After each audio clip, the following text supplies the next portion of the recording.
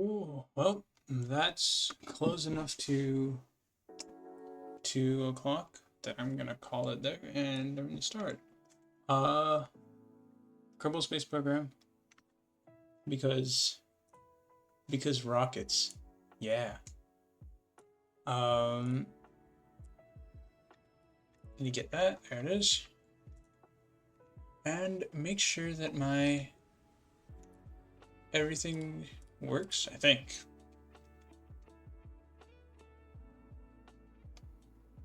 I think it works. Okay, cool. So let's swap right over to KSP. I'm probably just gonna mess with Sandbox because I am still not a it's still not particularly good at the game. So I think once I'll probably set some sort of goal eventually. Once I hit that goal, I'll consider myself good enough at the game to actually play on career mode. So start with that. I was bored, so I installed a few mods, and one of those mods adds in a bunch of fun little flags, like, the Brazilian space program, or JAXA, or, don't know, something like the Ghana space program, which is what we're going to be playing as. Of course, normal, everything. It's mostly the fun little, what do you call them? Visual mods. But there's a few part mods that they'll help a little bit, hopefully. Fingers crossed. Hopefully, fingers crossed. There it is. Cool. Thank you, Gene Kerman. And we are going to use the ComNet because I don't actually have any other mods installed. So, right. Speaking of, I think just at the start right now, I need to go and check whether or not my thing works, whether or not my joystick works. So I'm just gonna quickly throw what's a fun one? I don't know, the Osprey looks like it'd, yeah. Alright, launch vessel right there. Make sure that everything works. Make sure I know what my things are hooked up to. Because I'm gonna be flying with a joystick instead of using my keyboard. No, it's fine. Alright. Thank you, Flight Engineer. There we are. So we've got what? That's brakes.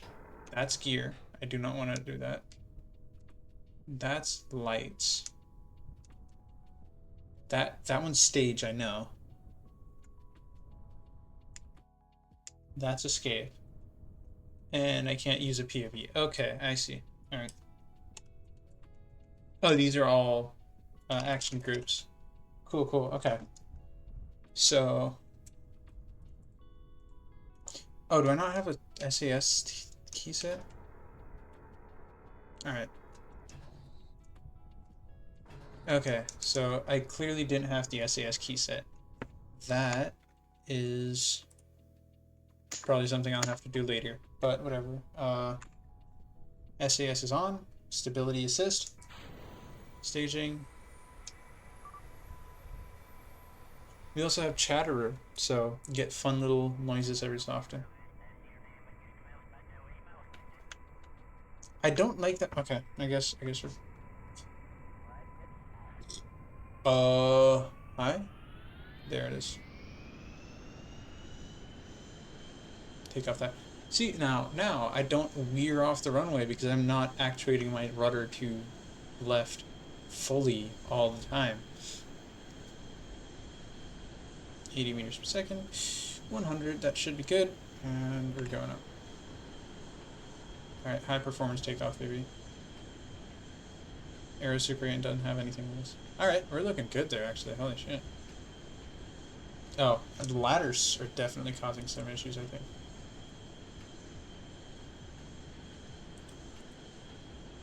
I like retract the ladder. Both of them? No, it doesn't do both of them. Alright, hey. So that works.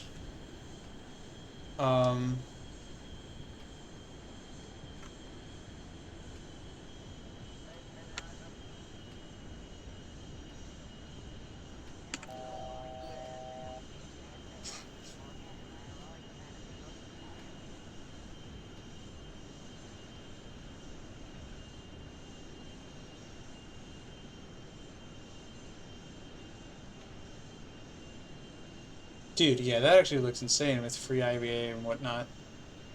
Right? Just having the... Oh, dude, that's insane. Alright, so...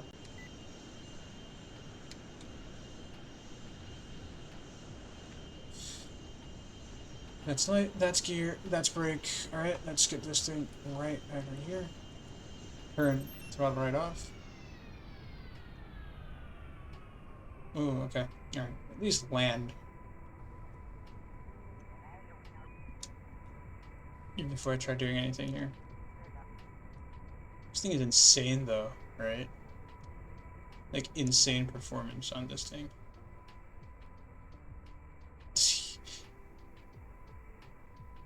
You can hold such a good flare on this.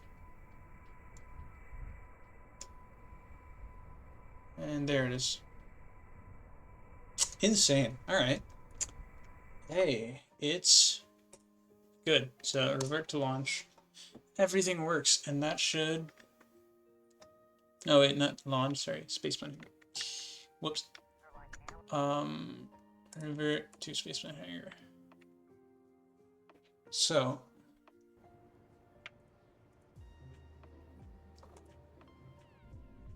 Of course, first thing we gotta do is put a little satellite into launch, or into orbit around Kerbal. You can see we have a few, oh, I clicked off the screen. I have a few new parts that are definitely like, they're really nice. I really like them. I don't know. Right, like this one's a truss decoupler. Insane for hot staging. It looks great with Firefly and everything. So I'll take a look at that. But starting off, hold on, can I change the audio, please? I can turn off the music, I'm sure, for this in the thing. Yeah, there it is. Zoom. Okay.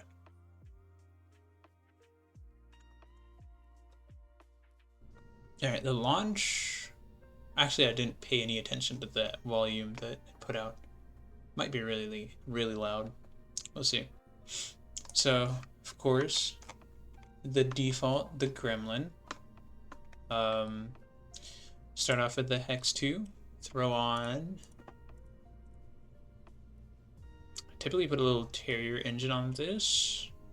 You grab a fuel tank. Little... Actually, no, I think the Terrier itself looks really nice. It does have a little fuel tank on it anyways. Boom. And then just slightly up. Right, there it is. Clips in very minorly. Make sure that shroud is off. Right, because we just want the decoupler to grab onto it and not cause any issues. Because the shroud's gonna go inside the rocket if I do it that way. Alright. Command and control wise, I do not need anything. I'm not gonna use any monopropeller or anything. Utility, I like having these on them, just because they don't use any power. And they just look really cool. Oh, right, I forgot. I'm not on move mode. Turn off.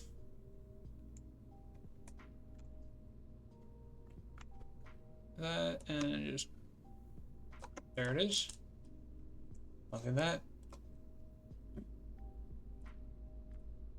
These are all gonna be metal. And they're gonna be blink on. So that when they turn on, they'll, you know, blink every so often. And the green lights. You're good. Okay. Now, the fun part. So electrics wise, this is typically going to be, I'm going to try and put this into like a highly inclined orbit, just because I like putting things into highly inclined orbits. So it's going to need some batteries, but not too many. So I think I'm going to start with these panels, at least two, right? Yep, these are the ones. These panels give it, I'm going to give it way too much juice. I really don't need that much. I think this, yeah, that looks enough for where we are and how little power the whole thing needs. And these are good. I'm gonna throw down a couple of rechargeable battery banks right here then, right above the lights. So oh, there they go into it. All right. You know what I think I'd do? It's not what I think I'm gonna do. We're gonna put a nice little rechargeable battery bank right here, and that should be well over enough to keep it going during the night. I'll probably, no, I think I'll just leave it. I think I'll put it inside, possibly. This is going to be at least just generally for a small ComNet network, so I don't need anything huge. I do want a... So I typically put the 88 on here, just because it's like, it's really nice size-wise. But I think that this time I'm probably gonna go put like a proper relay antenna on this. Yeah, look at that. There it is. It doesn't fold up, but the 8888 has, it's 0.1 tons, and it has a 100G. This is 0.4 tons, and it has 20. Oh wow, okay. Wow, that's light. Oh my god. But it's tiny as well, like compared to, look at the size of this thing. Where it's just, I think I'll take it. I think I'll take it. I think I'll take it.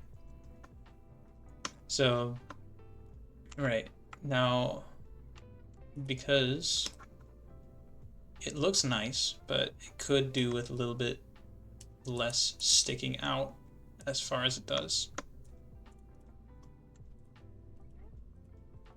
Right, retract it. There you go. So now it's just a little thing.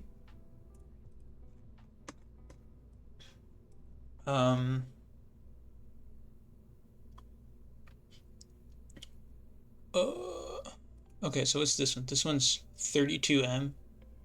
This one's 5M. Honestly, I don't need much. This is just going to be the bit that like points into the earth. So all I need is just a tiny little guy that'll point in when I extend it, right?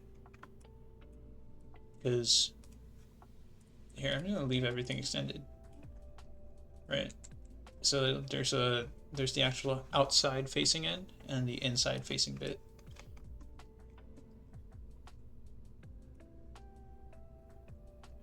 Do I want to do that? I think I'll do that. That's good. I really like it. Can I like put a... Ooh, I could put a boat tail on this. Or I can make, and I think I like that. I think I like this kind. All right, make sure it has charge. It has no fuel at all though, so I'll have to fix that. Right, never mind. So we're gonna use the compact one. I'm gonna throw down, just to keep it. This is supposed to be like a tiny little engine that just barely needs like the minimum amount of delta V to move this. If there happens to be a collision, I can use this to move it. So 200 meters per second of delta V is like plenty. It might even be too much if I had to guess, because I don't think we're ever going to use that much. But whatever. Okay, there's that. I mean, it's a research sat, right? It's a little satellite, so why not throw on some science, right? You know. And what better to throw science on than the magnetometer boom, which if I take that, set that to local offset, right? And look at that. Nice big. This just looks like the Voyager actually. Every time I make this thing, I think this just looks like a Voyager satellite, and that's exactly what I'm gonna go for now. It's just a Voyager satellite. That's what it is. The magnetometer boom. It doesn't really do anything. And I don't think we're gonna get high enough for this, are we? Here's the narrowband scanner.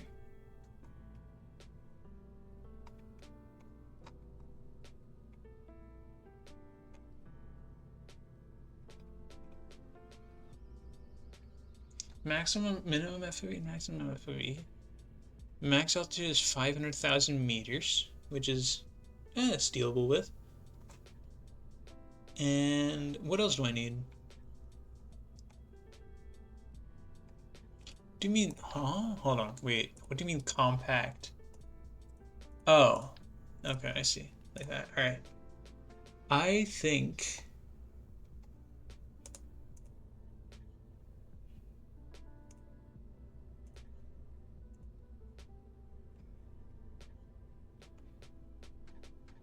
There's just a tiny little, like, I don't even think we need a thermal control system, really. But always good to be prepared, I guess, right? In case I send this thing a little closer to the sun. So, a little of that. And you can still see the light, right? I just need to make sure that you can see the light from all directions. Move tool, just like move it down like that.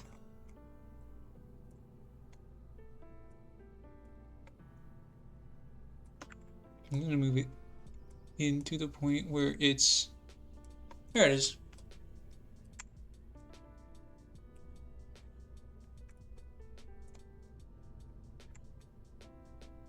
There it is. Okay, so now you can still see the lights. You can see the glint off of the solar panels, and this will be easily findable, I guess. So this thing, oh, hi. I need to like find, there it is, Communitron, retract. This thing, wait, hold on, what?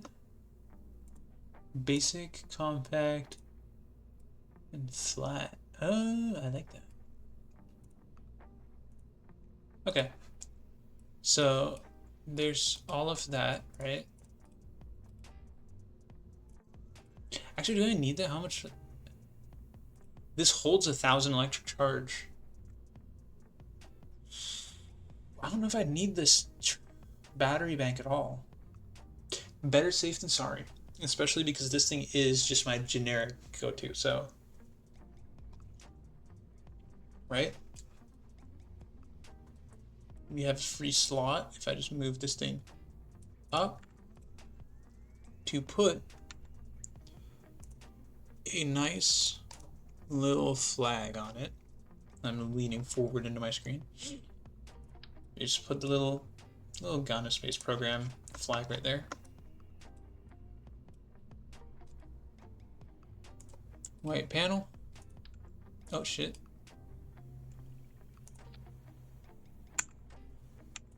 All right, let's move this in just a tiny bit so it's actually flat up against it. There it is. Nothing should be floating. Nothing's floating. That one's very slightly floating, but that's fine. There we are. There should be no issues whatsoever.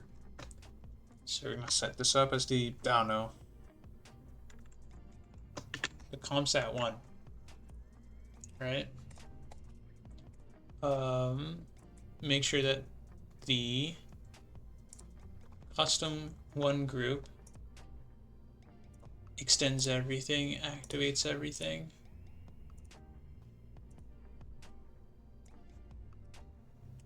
Send antenna, turn light on. and then extend the boom, right? So that should be all I need, realistically. Right, the lights, the panels, the thing, antenna, boom, and the radiator. Good, okay. So I'm actually surprised, but this thing has a higher than 1 TWR, which is insane. So we should be really good. Really good that. So we'll save this. So you can see there's definitely been a little bit of trial run where I've done a few things, but whatever.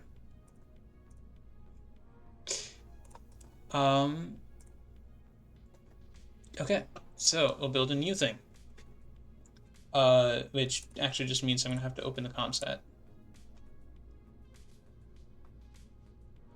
Okay, so what you do is you go here. You know what? Hold on, how much does the ComSat one weigh? That's a great question. What's the details on this? 1.38 tons. So we'll say 1.5 ton, right? Now,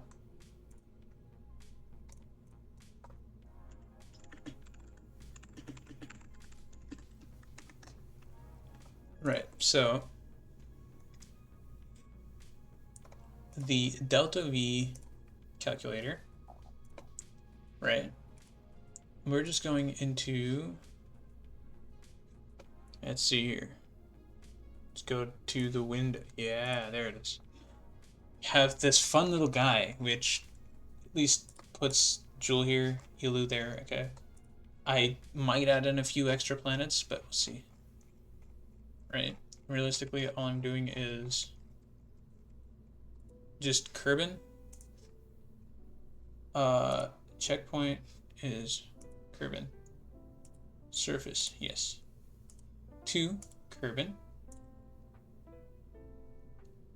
Throw a low orbit on there, right? 3,400 meters per second of delta V. Okay.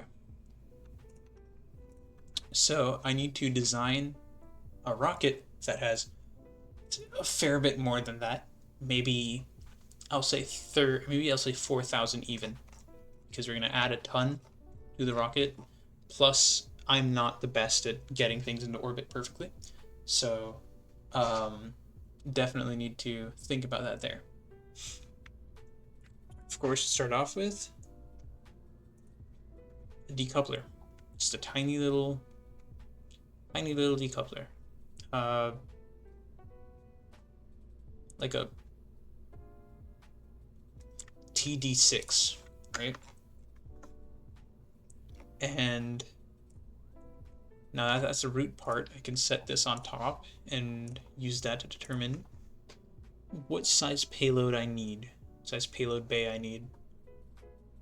And I think 1.25, no. I think 2.5 is a good size because it'll allow us to get a lot of things into the thing, especially because I can like make it how big, right? Like that's the maximum size of it, right? Okay, there's the maximum size, so I can fit a lot of things in there. Unbuild it, there it is, delete it. So this one needs to have at least 2,000 meters per second of delta V. Right. Oh my god. So let's take this one, move these right up here. And what happens? Like LFO, awesome. And then if I just throw the standard, like, I need a little engine. Corgi? Corgi's big, actually, never mind. Wow. A poodle, sorry. Oh, there it is. So that's 1,300 meters per second. Right? Speaking of which, I need to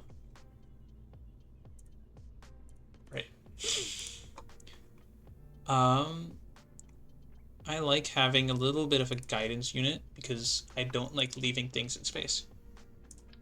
A bit more expensive, but at the same time, it saves us a lot of time. Oh shit. Actually,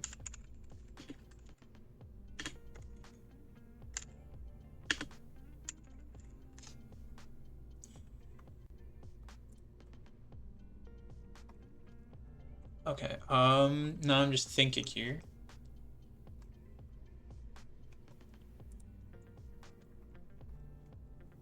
Okay, so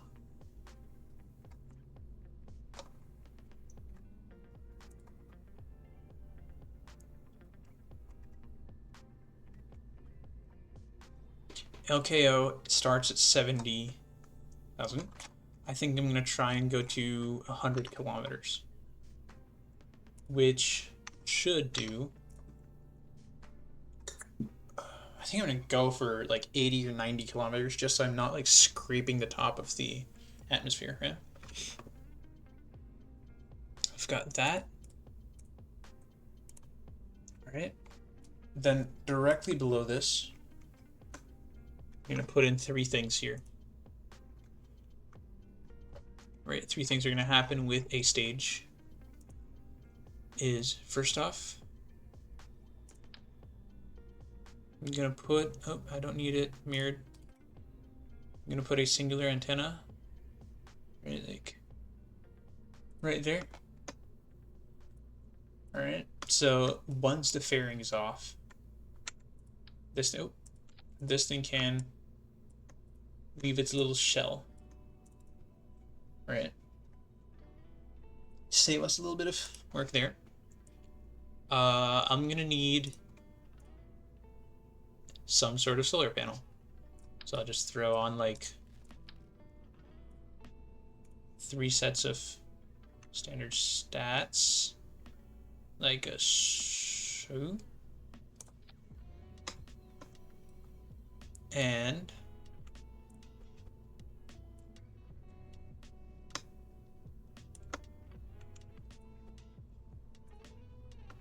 absolute.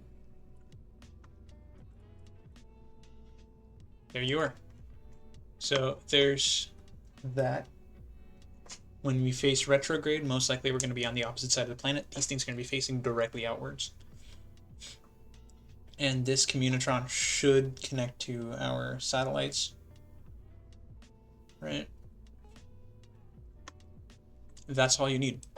It has a little bit of communication capability, and it's got a little bit of recharging capabilities. So I can, somewhat communicate with things.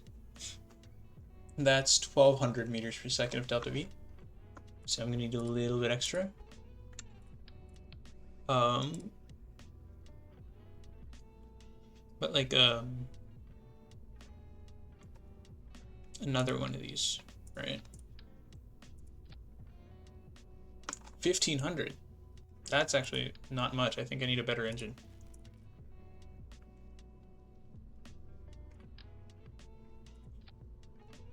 $4,100 meters per second of delta V. What the hell? Oh, but what's a TLER? Yeah, it's like, oh, that's actually crazy TWR. Hold on, what?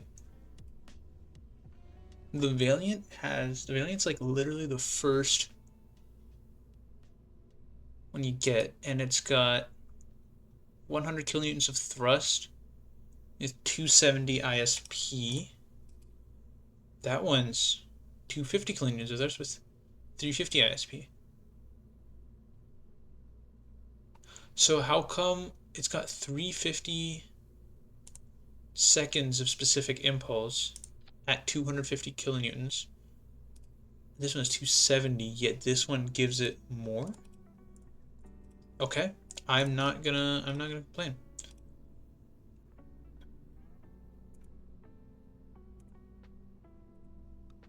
All right, hold on. Compact. Yes, there it is. I've course, that means I'm gonna have to use an engine plate. Right, and I think I'm gonna give it like 3 of these, right? 3,500. That's literally it. That's like perfect, actually. This might even get me into Geo. What's Geo? 4,500. Look at that.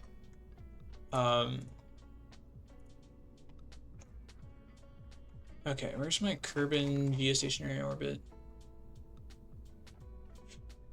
A geostationary orbit has 2,863.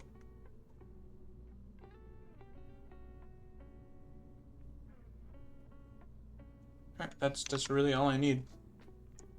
Alright, so this is like way too much. Especially because we're using... Okay, there's delta V at a vacuum. Oh, delta V at a vacuum is 3,998. Look at that. Wow, 4,000 meters per second on delta V. So we just need like a stage capable of getting this up there, right?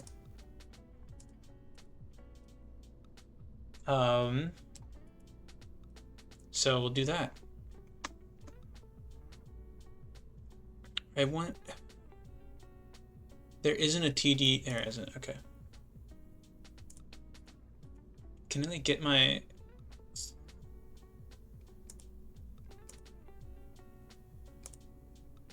like...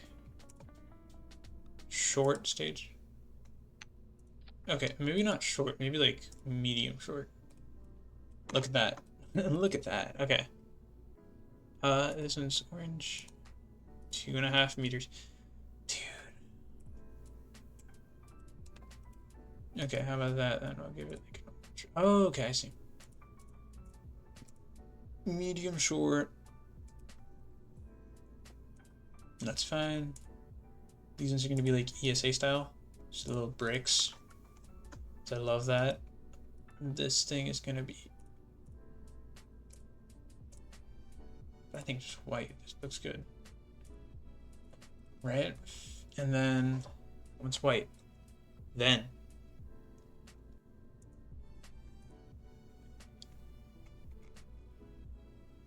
Need some sort of... I don't know if I just want to like try and asparagus stage this. Because I could.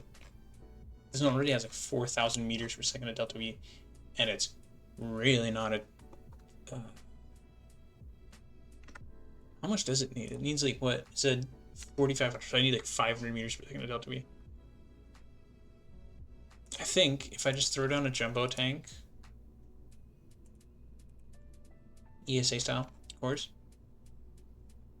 And then engine-wise, I think just put down a Rhino. Literally just throw a Rhino on there. Or mainsail. That's like well more than enough. That's all I need. Somehow.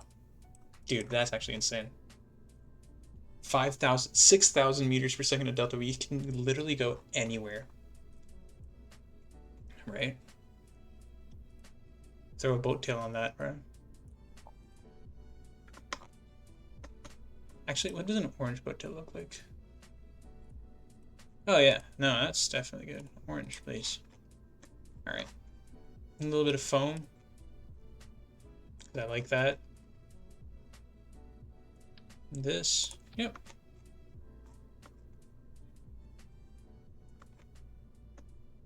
And because I am a sucker for some really good separation physics, 4 Supertrons like that.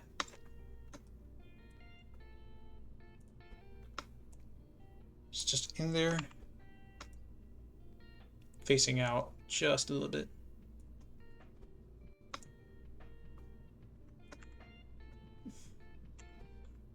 So, there it is. That's all I need. All right, so they'll do barely any drag, and they'll help like push back as soon as you separate here. Hi, these ones need to push back on separation. I think I want to like start this up during that. There it is. Okay. Now some way of controlling this. I don't even need that big actually. What? Oh my god, that's huge. These are all massive. Is there not like a smaller one? Even the canards are huge on this thing. Wow, this has to be one of the smallest rockets I've made that actually works. That's insane. Okay. Oh, okay. I'll throw a little winglet on this, I guess, right? Because I need some sort of stabilization system on this.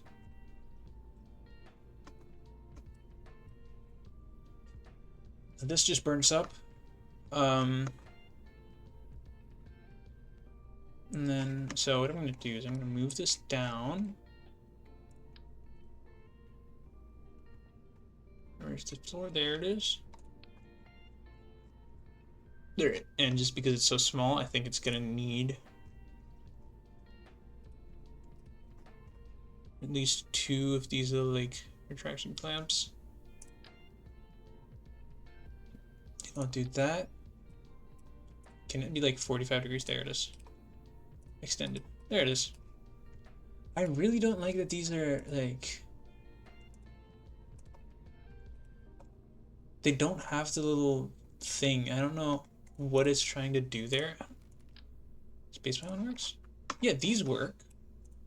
So why don't these?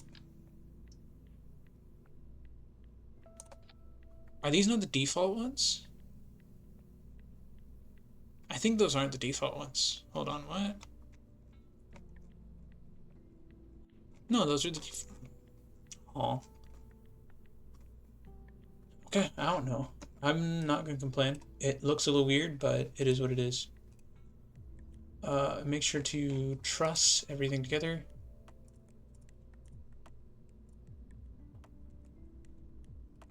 Auto strut to the root part. There's attachment on. That doesn't need any auto strutting. This one does. Perfect. Rigid attachment on. Rigid attachment on. And there's that.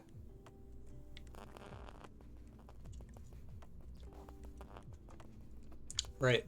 So we've got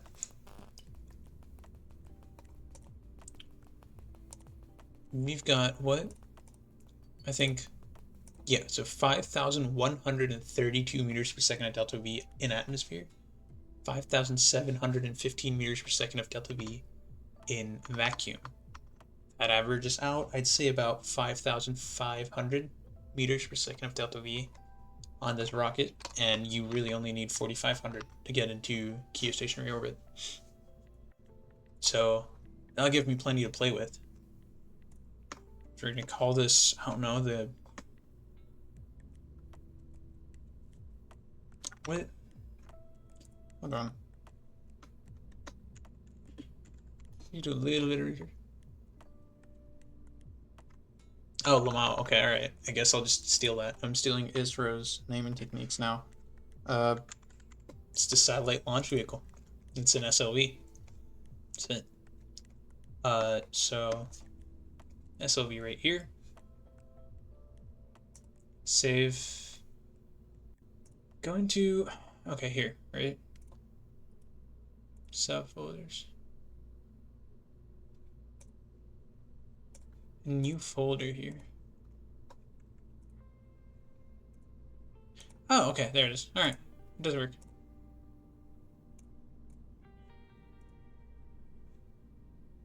All right, so under this, I'm going to create a new folder, call this satellites, create ComSat 1. For right now, I'll just merge it. Make sure to reroute to that. My God. There it is.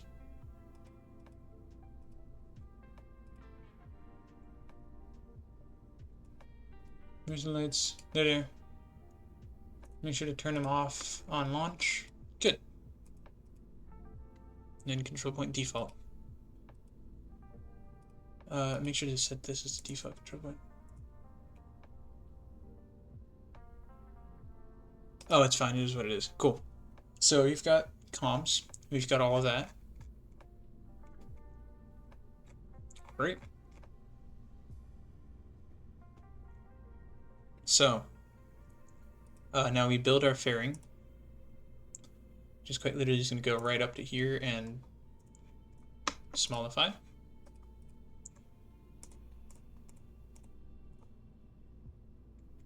Oh, no, okay. I don't know why it like does the weird disappearing thing, but whatever. 3 sides, I think, clamshell deploy on.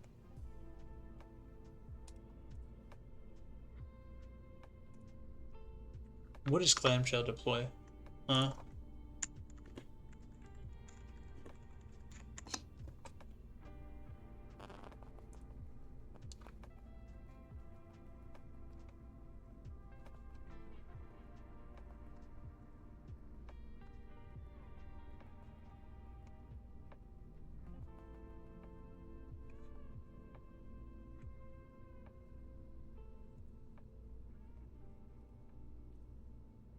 Oh, okay, I see, I see. So it like deploys those 3 sections. Yeah, that sounds about right. Ejection force like really far down.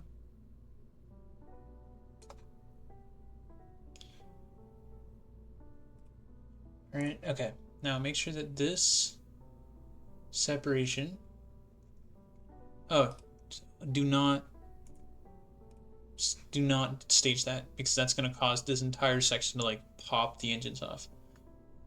So that goes on, these come off, and then this comes on, then these go off. Okay, then this explodes out, and I'll leave like the engine on as like a separate little thing, right? So I have a second and it doesn't like launch out.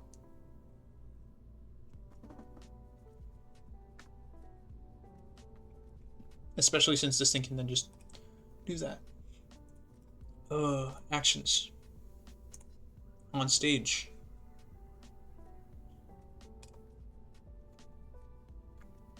Actually, I think, you know what? I think I'm gonna... No, oh, okay, well, that's not what I wanted to do. Fairing expansion, mouse over, truss structure on. Build the fairing again, just like put it like right there and there. Okay, it's good.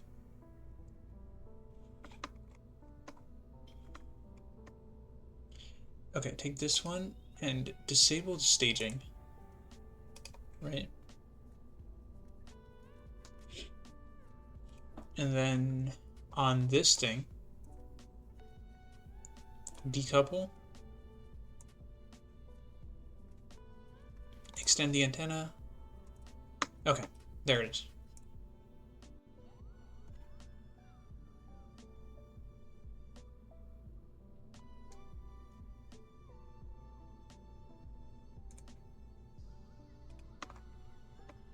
All right, there it is. So, okay. So this is hopefully a really nice first rocket to send up. Proper things, because I know I'm gonna add RSS and RO on a proper running one, and like a proper save, and then that's gonna add ullage issues. So I want to get used to hot staging right now, before you know it causes any issues. I don't like that it like scrolls even when I'm not on the thing, but whatever.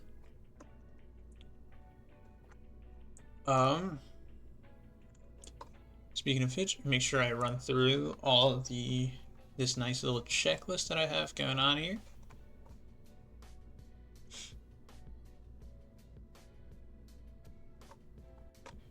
Mm-hmm. I like that. That's definitely a fun one.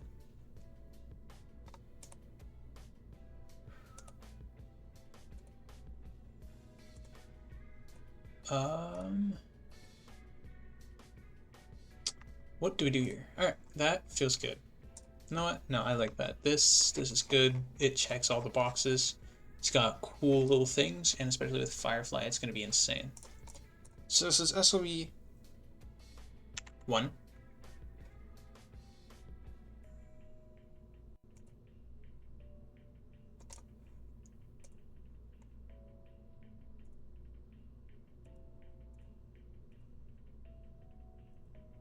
How do you like put this into a load? Oh, satellites. There it is. Save. Oh, okay. All right. Save that. I see.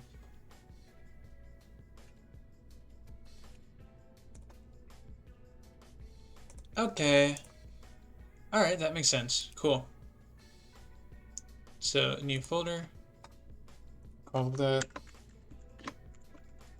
launch vehicles. And new folder. Call that missions. So, load this one up.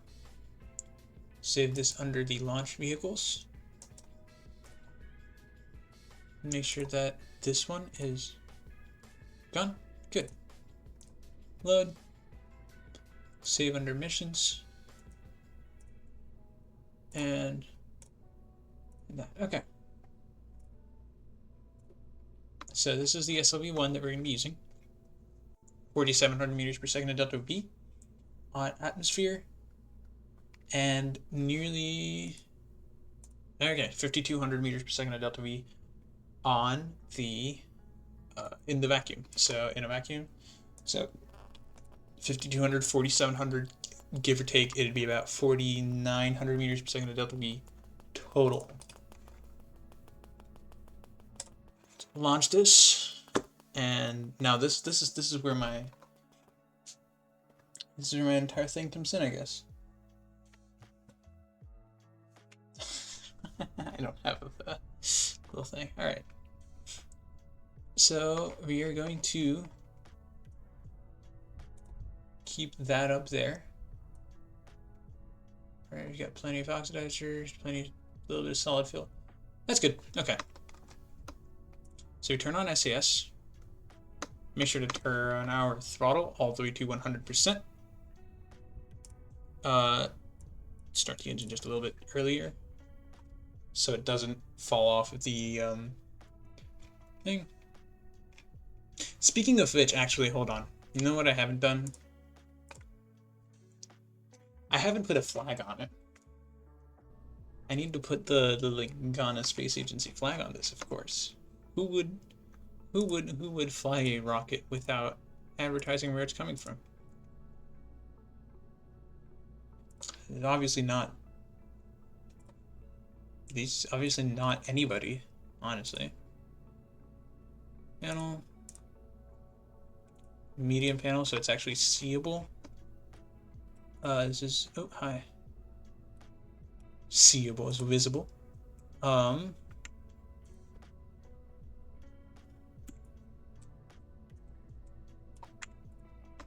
Okay, there we are. There's the flags, which don't have any aerodynamics on them, so no issues there.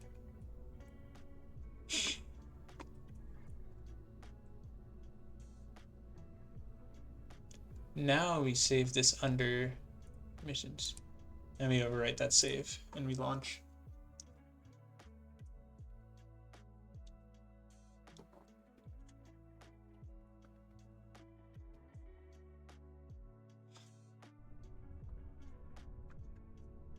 Okay, SAS on. Set that up.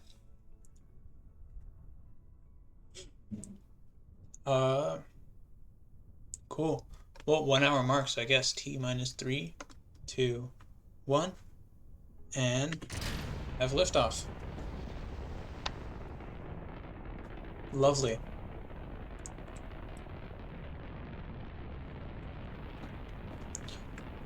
Alright, we are at,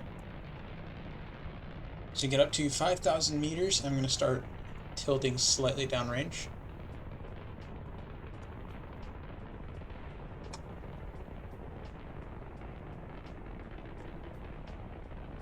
Alright, 4,000. 5,000 meters. I'm going to start tilting slightly downrange.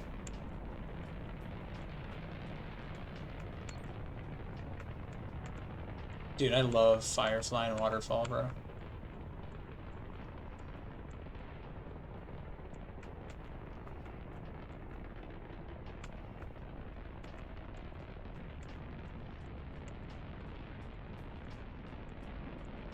Alright. 32. There it is. Look at that. Hot staging, my beloved.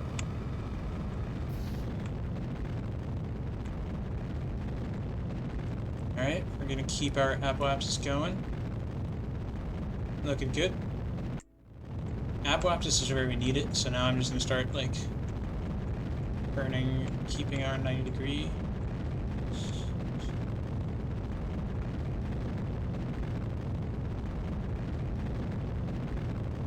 Barely in the atmosphere, and we are now circularizing our orbit. Once I'm out of atmosphere, I will cut the engines, and I don't think so.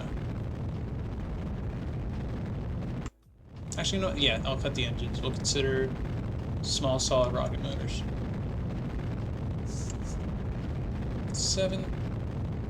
69, 70,000, and we are officially in space. I'm going to cut engines. Use this to circularize around the apoapsis. Circularize generally. Where are we looking?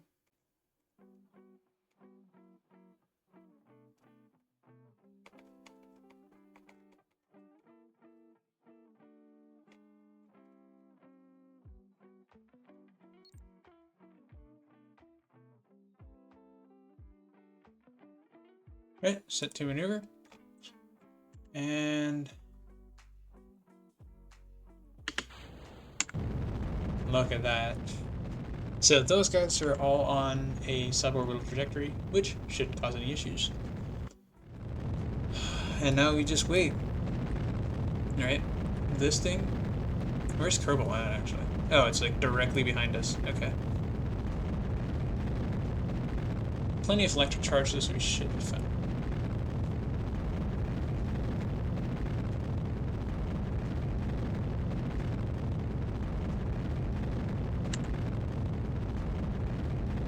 Alright, it's loud, but it's not that loud. I think I will turn it down though. Perfect. Prograde is now maneuver.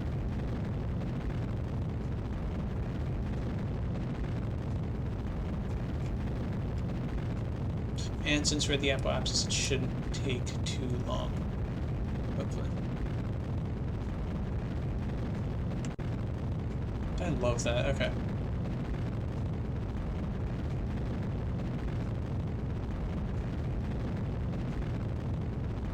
It's cool. Very minor inclination, but I do not mind that at all. So let's start slowing it down just a second here.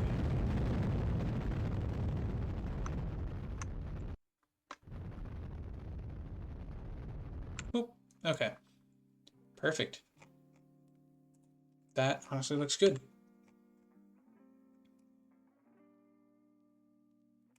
So let's turn off SAS real quick. And actually, I don't need SAS. All right. So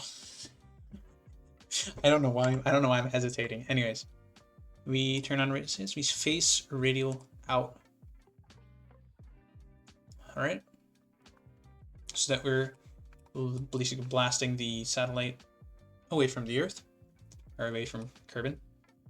And 3, 2, 1. Stage separation, right there. I love that. Look at it. All right, cool. Well, now that's there. We are going to turn retrograde on this.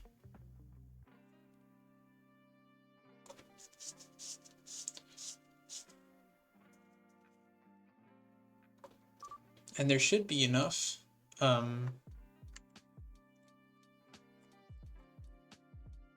to just burn retrograde now, right? Look at that. Right? Burning retrograde. And we have basically a guaranteed drop off now. I just want to drop it as fast as possible. All right.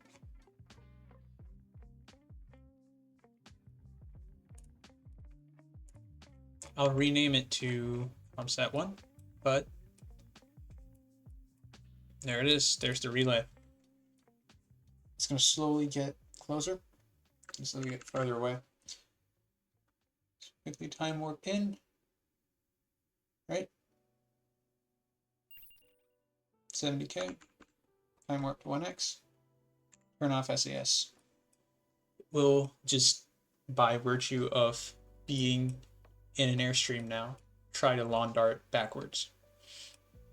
If it starts moving out, I will definitely do that, but the relay is still in the sky, and we have connection to the ground. Hold on, where's the network? Okay, there it is. So we have connection to plenty of places on the ground. We will be landing on the sunny side, so there should be no issues with solar power. And we will be in link with this thing, hopefully the entire time. Speaking of, we're in the atmosphere now. Uh-oh. Oh, the antenna's broken. Are we in connection still? Oh, somehow I still have a connection. Okay. So there's that. That's a positive. I don't need to worry about it.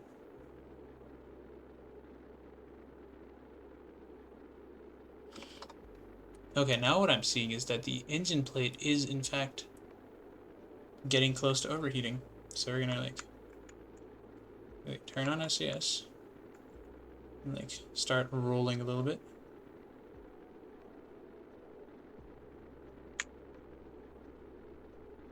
There it is. One engine down. Oh, okay, alright, well. Can't land it now. We can't land it now. So it is what it is. Not SAS to retrograde. Just start burning just that little bit to at least like try and get this facing retrograde.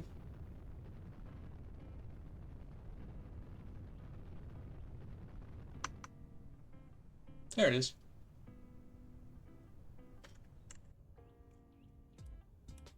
So you have a really weak link to that, but plenty of ground tracks here, which is all I really need. This thing has a very low TWR though, I think, right? Where are we at right now actually? Oh, 1.06. So we'll slow down here.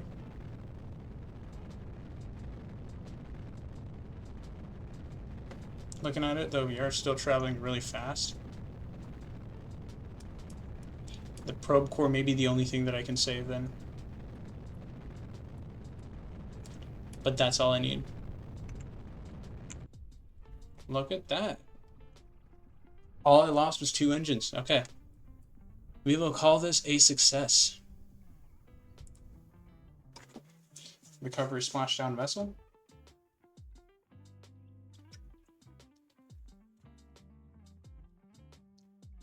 And on and in the tracking station,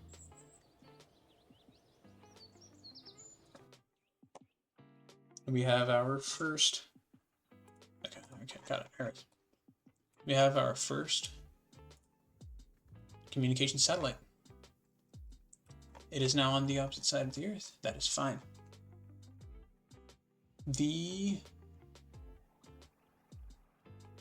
Actually, hold on. Switch to let's see the actual things, the actual orbit characteristics. Which it still looks insane. All right, we can turn off SAS now, so it's not wasting electricity. So, 5 seconds to periapsis. Boom. Okay, there's periapsis. 0.003 eccentricity, so that's basically no eccentricity, less than a degree of inclination change, and a really good period. So, you know what? You know what I might do? Hold on here. All right, let's put this down here. It's like that into this whole step. All right, there it is.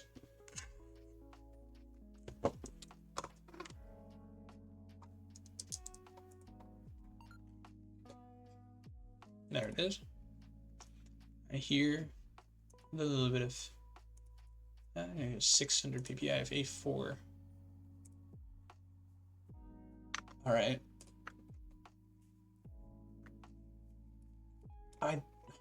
Oh my god, dude. Yeah, those are really nice. Okay. It'll help find it in the night, like from literally anywhere.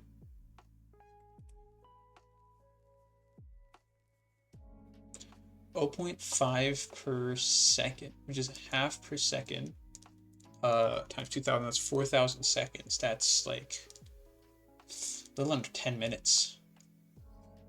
Wait, do these things actually use electricity? I wonder if I turn off the lights. Are we using electricity then? Yes, still something's using electricity. I think these just passively use electricity. So glad I put that on there.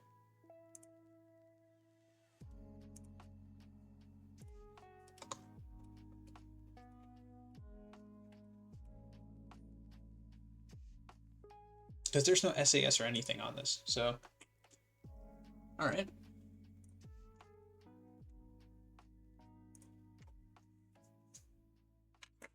Well,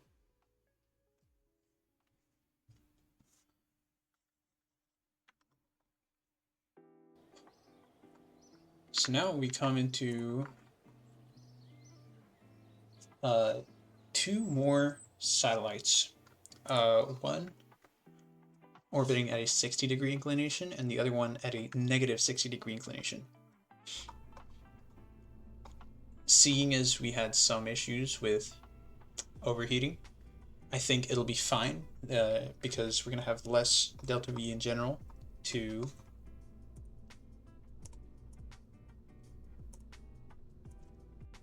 it. SLV2. Save it under missions. Oh, okay. All right. Well, that's the wrong button. Leave, but you get the point. So, oh.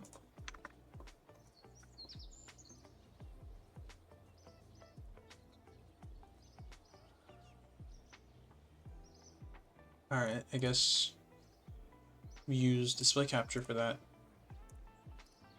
So I'm going to go ahead and use Krita to give an idea of what I'm going to be doing here. So basically, we have Kerbal. I need a pencil at a much thicker size, like a 60, maybe like 20 pixels. Okay, so we have Kerbal, right? We have our one orbit that just goes basically flat through. a 60-degree orbit will put us like this, and a negative 60-degree orbit will put us like this. Oh, should they actually cross each other? Because that's what's going to happen. So this way, hopefully, these two satellites will be on basically well out of plane of Kerbal orbit. And so both of these satellites should be able to connect to each other. It's when they're at the top, right? This is just a red, right? They should be able to connect to each other both at the top and at the bottom. These satellites can again connect to each other, so there's a little bit of a mesh going on. Of course, there's going to be some times where this satellite is like over here, and this satellite's like over here, and this satellite's like over like on the opposite side of the Earth, and then this satellite's like over here. So none of them can see each other. So for that, I don't need to worry about it. Because, again, at any given time, they're going to be in contact with the ground, they're going to be in contact with each other. And any ground station counts as contact with Kerbal. So, outside satellites can, since these should be clear of Kerbal at all times essentially, if you're looking in this direction, like this direction where the Kerbal's here, you should have full view of these satellites. And if you're in the north or south, then you'll always have full view of this satellite right here. All right, so there should be a really good field of view for all of these satellites. Should be able to maintain a good comm net.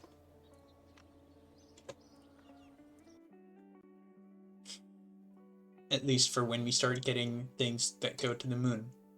Once we start getting things that go to the moon, I'm going to call that a, honestly, genuine success, because I don't think I've ever gotten anything onto a different body. I've filled Kerbal. I've filled the low Kerbal orbit with a whole lot of stuff, but none of it's ever been functional for more than, like, you know, a little bit of time until it hits. So again, just to be safe, I'm going to put this into a slightly higher orbit, and the other negative 60-degree satellite into a slightly lower orbit. If ever these satellites go out of resonance, which they will, there will be zero chance of them colliding, because they'll never be in the same place at the same time. So satellite number 2, T-3, 2, 1, and liftoff. Same sort of path, except this time we're going to be going down slightly. So we're gonna roll down to our desired, like, high. Okay, 60-degree angle, right about here. And once we hit 5,000, I'm gonna start angling that direction. There it is. Which will put us very minorly going north, basically. Very minorly, we're going very far north. Alright. 100 meters per second.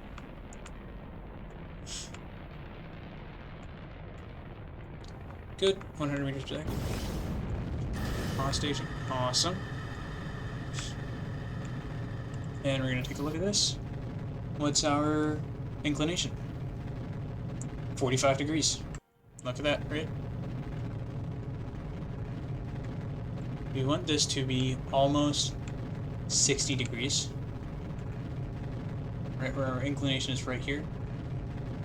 Getting closer to it, definitely. But I want to get at least close to 60 degrees by the time we get to 50, by the time we get to 70K. And at this rate, it looks like it will be doing that, so we're gonna quickly just sort of kind of slow it down a little bit. By getting closer to an actual 60 degree.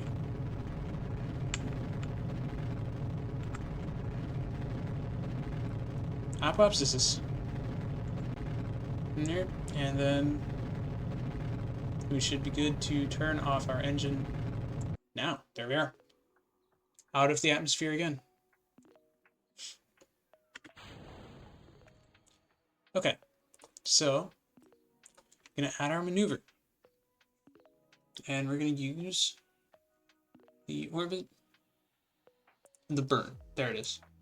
So for the maneuver, we'll get our final inclination right here. You cannot see my cursor. That's a minor inconvenience. There we are. Now you can now see my cursor.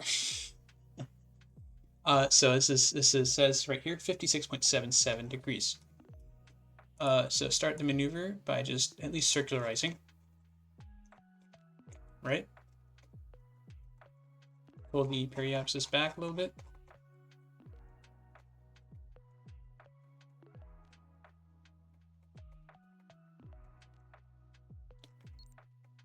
All right, that looks good. And we want to get our inclination closer to 60 degrees. That's way too far. Right? That's good enough. So make sure we SAS2 maneuver now. And we just, all right, again, we're not hitting the orbit anytime. I'm gonna go ahead and just burn now.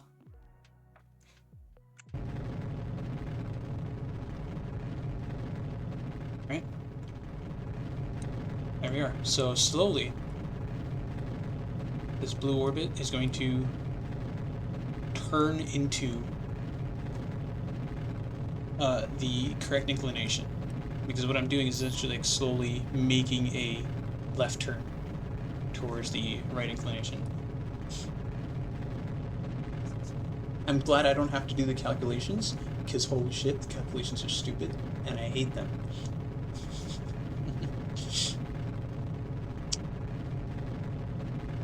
Right? Oh boy, and it flips that. Okay, cool. That's fine, that's doable. That's something I can deal with.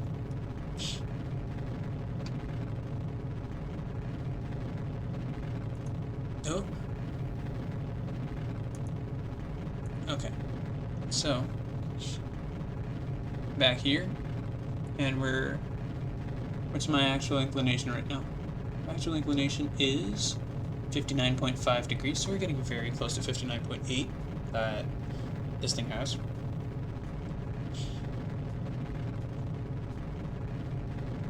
These normal and anti-normal nodes are going to come in very handy for changing our inclination just the last second. But generally, I'm like out of Kerbal interference. Maybe some atmospheric interference, but generally I'm out of interference. So if somebody's like way over here, I'll always be able to see them, essentially.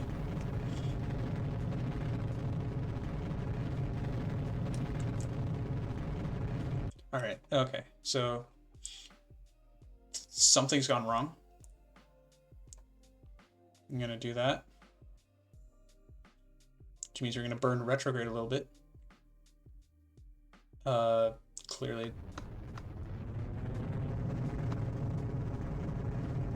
messed up somewhere, but we can somewhat circularize this orbit. Okay, now we just wait until the apoapsis. So that looks good. Or sorry, we wait until the periapsis. The periapsis is inside. Okay. All right, so let's burn prograde just that little bit, because the periapsis is inside the atmosphere, which is not particularly good for anything that we do.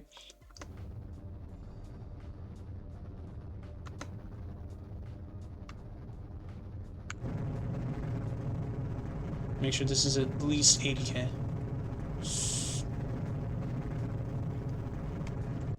Alright, now we burn radial out. You just pull this where it is. 70k. And we have 73. Now the apoapsis, where we burn retrograde significantly. Oh, wait, no, we're going to burn retrograde at the periapsis. Right.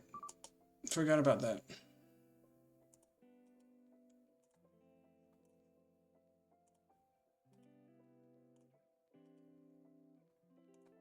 Alright. So we'll wait for another pass of the periapsis, but we need to burn retrograde to sort of kind of, you know, bring the apoapsis back into check.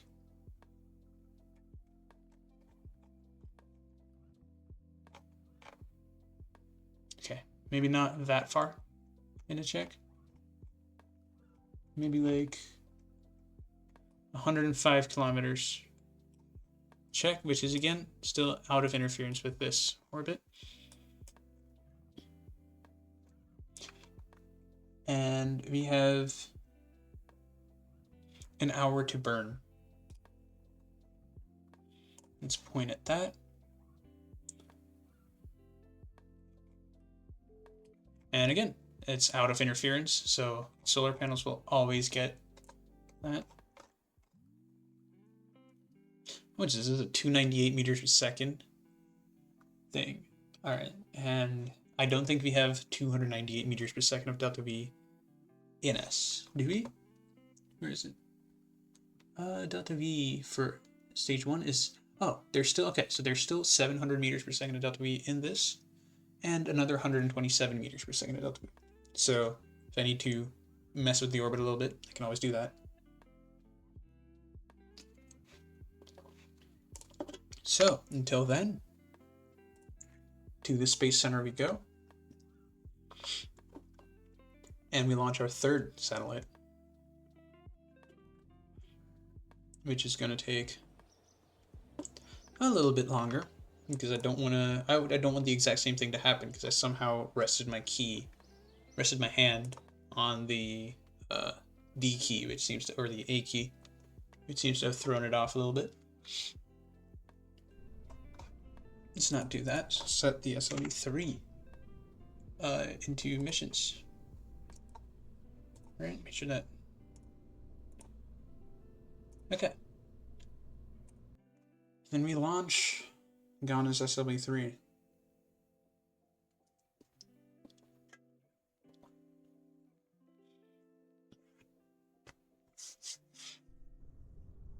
So hopefully they're in resonance. Oh my God. Hopefully they're in resonance enough to the point where at least one of them is on any given side of the Earth, or of Kerbin, at any given time. So it's omnidirectional. If not, always possible to launch a fourth satellite in a polar orbit, which will out of phase of Kerbin, so I can throw a little shortwave scanner on this, on that one, and then like fully map out Kerbin, or whatever mod that is, because I really like it. SLV3 has liftoff, and this time we're turning towards the south, getting close to about 60 degrees. I think I'm just going to turn like all the way south, like 90 degrees south. All right. Post-launch burn complete.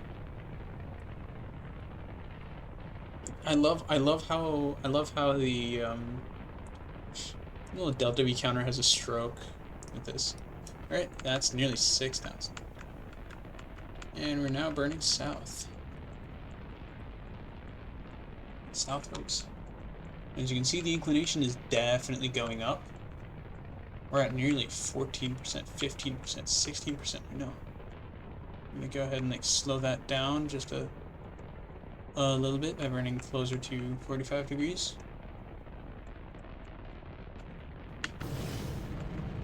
That's hostage.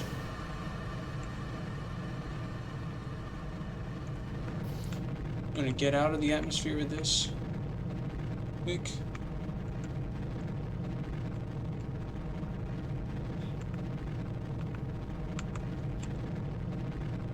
Okay, what's the apoapsis looking like?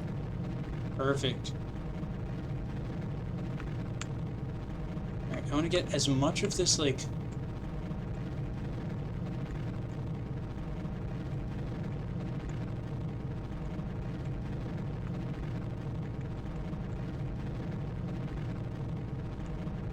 inclination change done in the atmosphere as possible.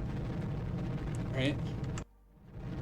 Because once you get out, once you start actually messing with proper orbits, it starts getting harder and harder to change your inclination. All right, 70K. We're going to do engine cutoff and apoapsis, add a maneuver.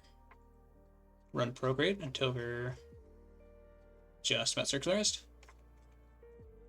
And our post-burn inclination should be, the other way around. About 60 degrees. Look at that. 61.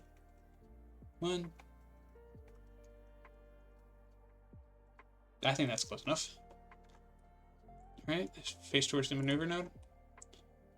And then we're going to burn retrograde just a little bit. Because I want to bring the orbit about circular. So now, there we are. All right, while we're still in. Again, as you can see, we're going to sort of curve into this orbit once we get past the apoapsis, which is steadily moving away from us. Just fine. Yeah, that's perfect.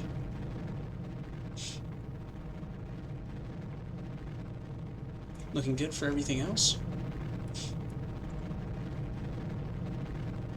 And the orbit is, in fact, steadily getting bigger.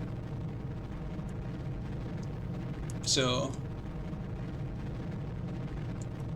right, as you can see, what I'm saying is, like, if you're working on this side, this satellites, you can kind of connect to this satellite. If you're here, these two are connectable. If you're here, all of them are connectable.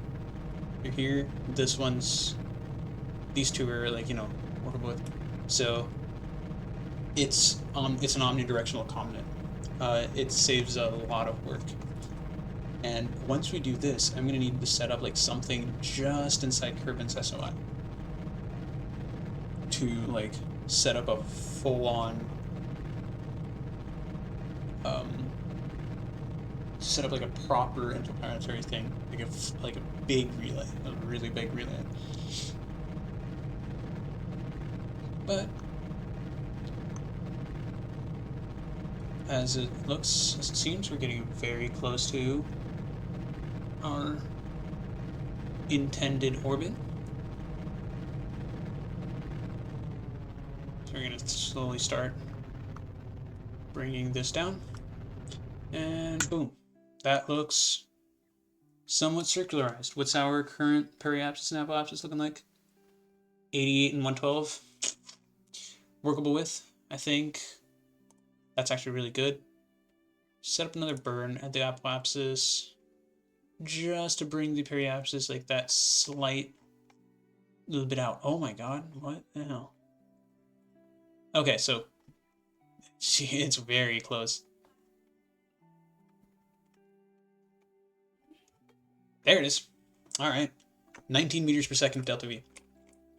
Again, this is what I'm saying, is this can be done by the rocket. So we're going to do radial out. This can be done with the actual satellite, right? Minor orbital changes are fine. They can be done with the satellite. Radial out, and we're going to burn out. Now, point retrograde.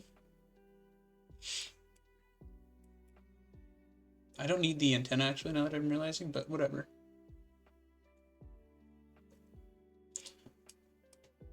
And burn real hard. This thing has its other reach at this end of the, like right here, so it's going to take some time.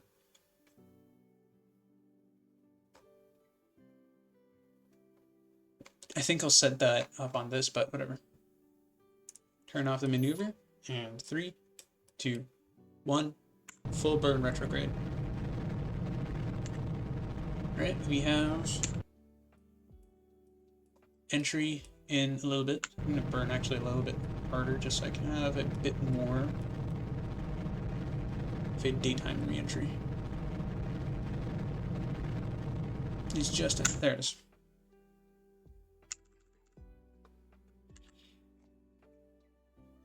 Alright, same thing. Again. Retrograde. No, this is where high? Okay. So our battery life is gonna start coming into play.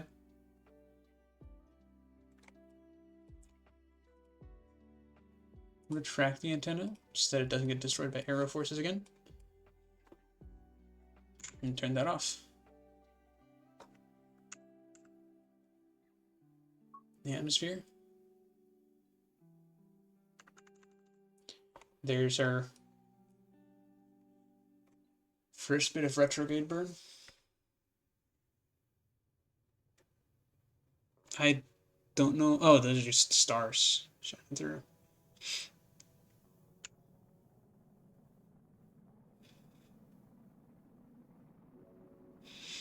All right, there we are.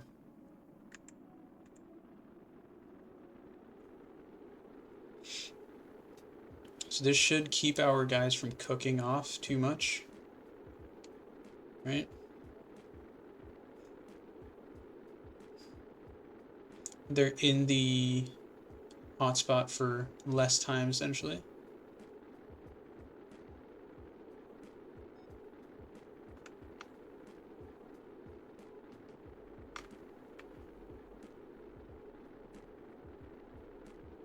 Right, and hopefully we don't blow anything up. Oh, we blew one up. Alright, SAS to retrograde. And a very minor burn. To at least get this thing pointing the correct direction.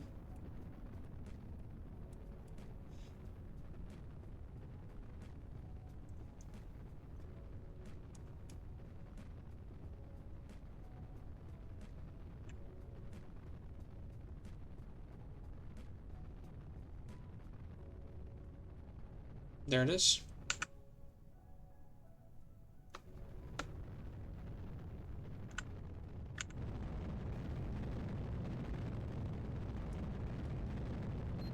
Now that we're going to a mountainside, maybe I should do that. There we are.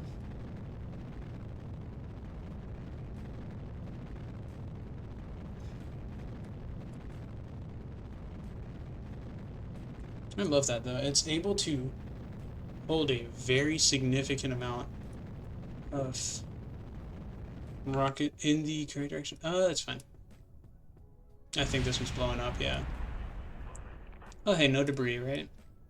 That should blow up. Please blow up. How are you still alive?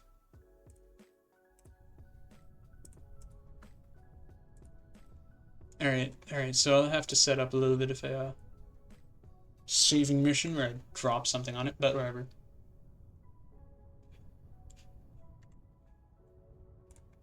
Okay. You can see the SLV-3 array is going to be... Oh, okay. Alright, to the tracking station we go.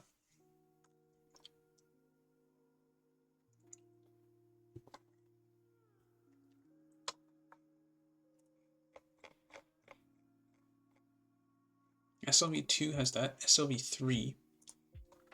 I need to, I think, bring down the apoapsis as well. So you've definitely come in a little too late for that. Or I need to bring up the periapsis, sorry. Let's check here. The periapsis is 88. Is that 112? I need to bring down one and bring up the are we intersecting anywhere? Because I know there's going to be this stupid triangle that forms, yeah. No, I think that's at a entirely separate height from that. Right? Yeah, they're all in very separate orbits. Okay, so I think I'm just gonna set up a little apoapsis burn. just to like, yep, okay. Like 19 meters per second. All right, there it is. And this one 15 minutes. That one's gonna take some time. So, point towards the maneuver.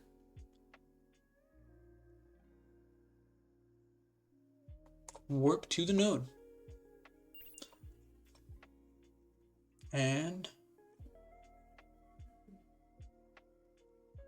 all right.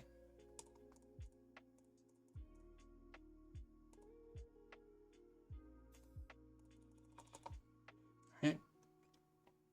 About a minute off. It's gonna take like the tiniest little burn to bring this up, so I'm gonna burn like a tap on the throttle up key because I didn't have the axis bound, so I'm gonna do that. Tap on the throttle up key.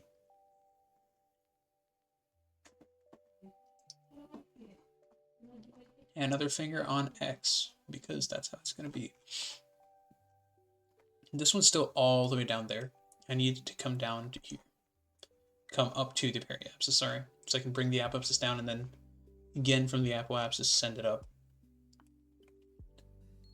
6, 5, 4, 3, 2, 1. And then just like slowly.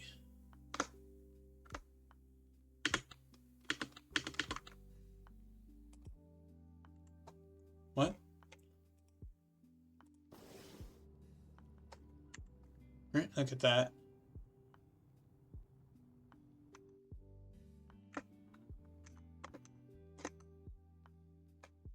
Alright, looks perfect.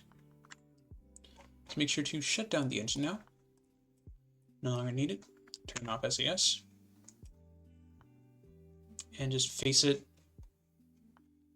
Oh, sorry.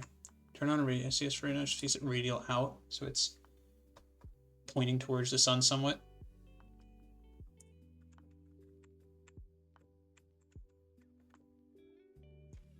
There it is.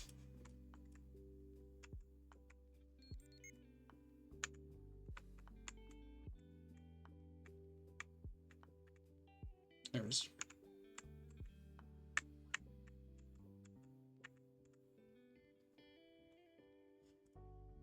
All right, that's good. Now this thing.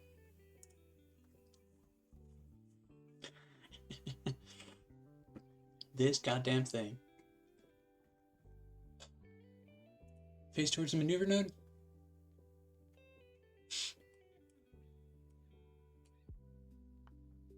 And what's the burn time on this thing? That's 10 seconds burn. Now that it's facing that. Yeah, right.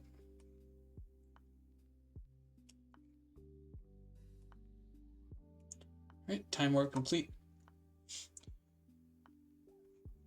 Node burn time is 10 seconds. Time to node burn is about 50 seconds. And we have a 300 meters per second delta V burn with about 800 meters per second delta V. So I might have to throw, I think what I'll do next time with this LV is just throw parachutes on it and arm them at a certain time so that I can just like let it coast down once it gets through that. Maybe throw a little, maybe like disconnect these and throw a little heat shield under it. You know what? That might work. That might literally work because we don't need the engines. This is enough as like a reusable. All right. Are we looking? Hello?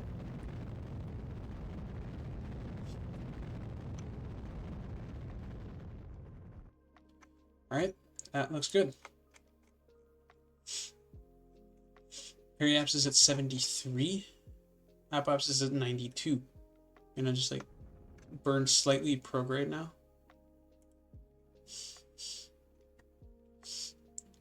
Has to give it a little bit more apoapsis, so I'm at least over 100.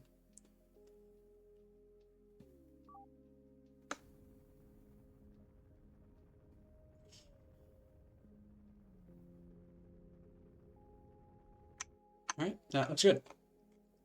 Okay. Now the periapsis itself needs to be changed, but if I set like a maneuver at the apoapsis, get the periapsis to just over 100. Oop, I don't know what I was doing, but it's not it. Oh. Hold on. Throw on another near the apoapsis. It's gonna burn until the periapsis is.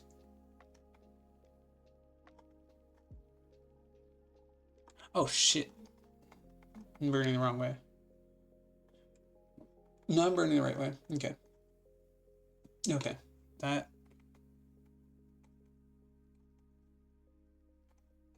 There it is. So I want a low eccentricity. Alright, like look at that.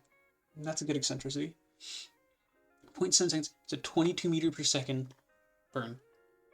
Okay. So what I'm going to do is I'm going to go ahead and like get rid of this thing. Hi. Work. Okay, here we are.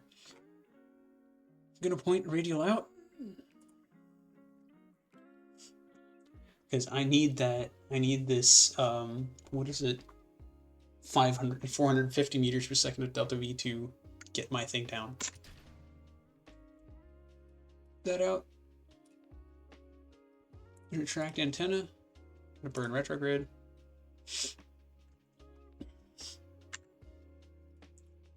And I think I'll just let it do its thing, crash into the ground, and I'll just. Or.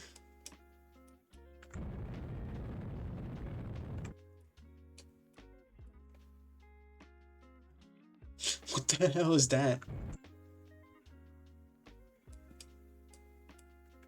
Burn prograde just a tiny bit.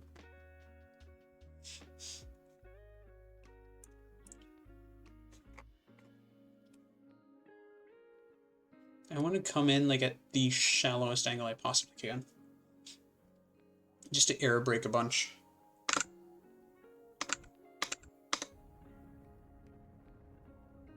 There it is. That feels right. There it is. 70 meter periapsis. And turn off SAS.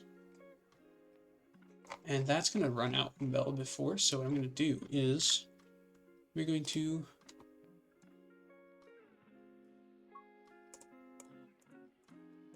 hibernate it. And then we're going to just time warp until this thing is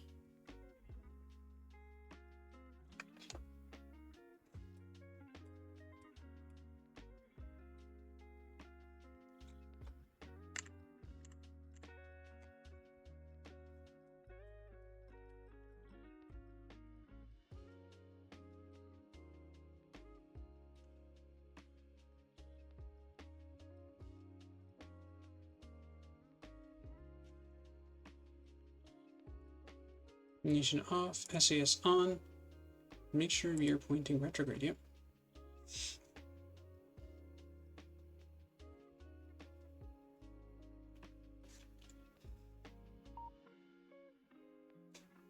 Turn off SAS and hibernate.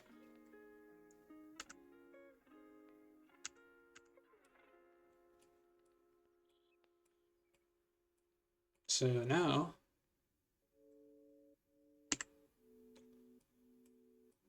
there it is. You should be coming up on the day side. Basically never actually, so let me take a look at this, I guess. We're just gonna watch this happen.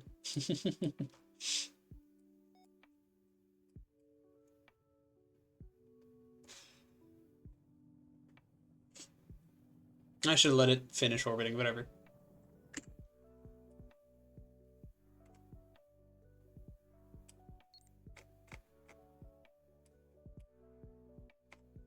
So this thing is, I think, gonna hit before this gets to the periapsis, hopefully, so we'll see.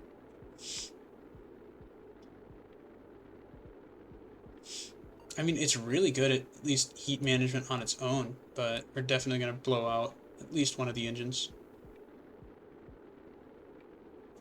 like genuinely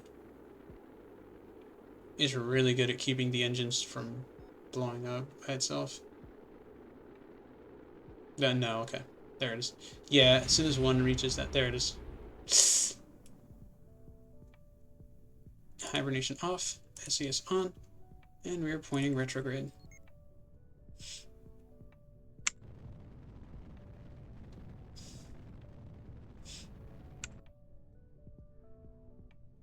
Come on. No, no, what prograde, bro?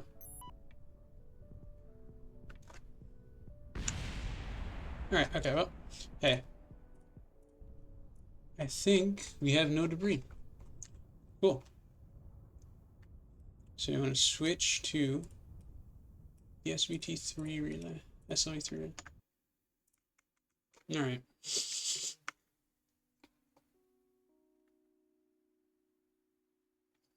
Actually, I think the SLV3 literally made it.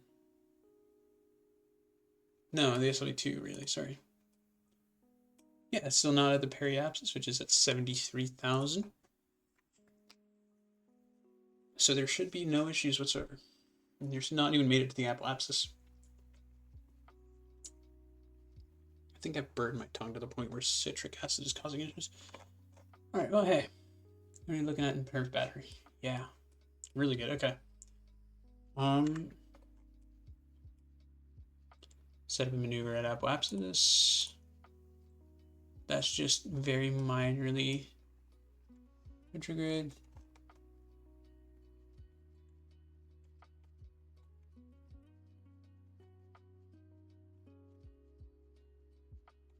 Okay, that looks good, honestly. Alright, point towards the maneuver node. And we have approximately 45 seconds to burn. Right? Plus, we're coming up just on sunrise, so it's not even going to cause any issues.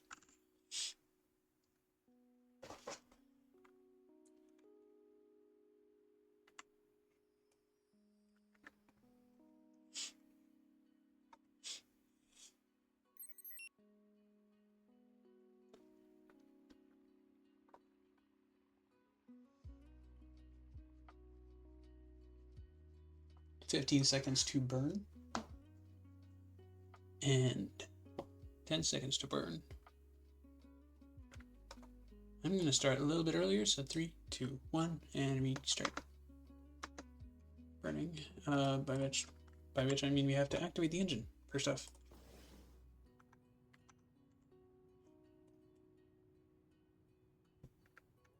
Let's flip it. There it is. That's all I need. Perfect. Okay. And then we go back here and we shut down our engine. RCS into facing directly towards the sun. Basically. Nope. Hi.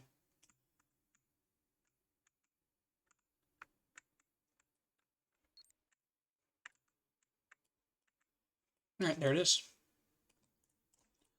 And now we're perfect. Beautiful. So here is the first constellation. I don't know if this is connected to this, but if they are, that's great. But anyways, taking a look at it, you got a satellite on this side, satellite on this side, satellite on this side, satellite on this side, top down, satellites on this side, and from the bottom, satellite on this side. There you go. There will be some times where basically there might not be one of these two satellites, but again, all right, what I said about field of view, we will have enough satellites to have somewhat of a thing.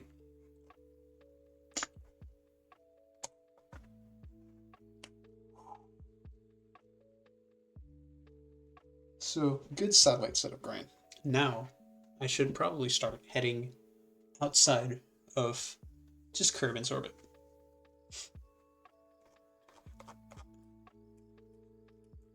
The middle of the night. All right, warp to sunrise. Into the VAB we go.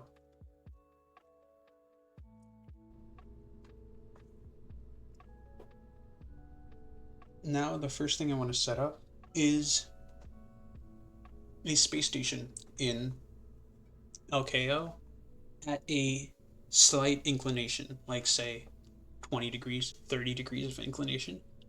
It makes it a little bit harder to get to, but it does allow me to send missions out to any other planet because of its inclination.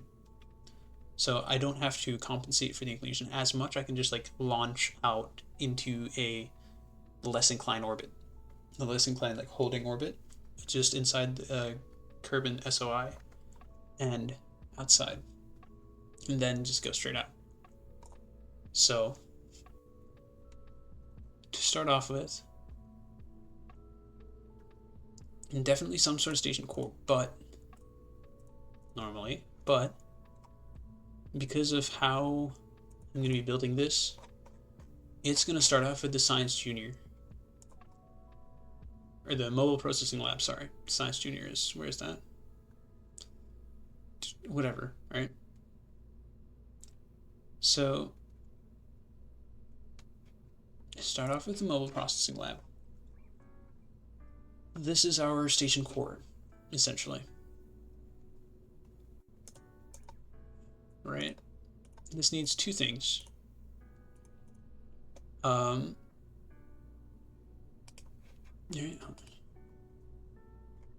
it can traverse an IB. Okay, so that means is I need, first off, a battery on each side, a coupling solution on each side, which I think I'm going to go by this 2.5 meter. So we're going to use the Lampotron Senior. Right? Which will definitely help. I don't like that there's three things and it's all... Okay, that should be in line. That's in line. Okay. Actually, no, hold on. I'm not like... Put this in line with this like hatch right here. So it's actually traversable outside. We've got the Clampotrons, we've got this.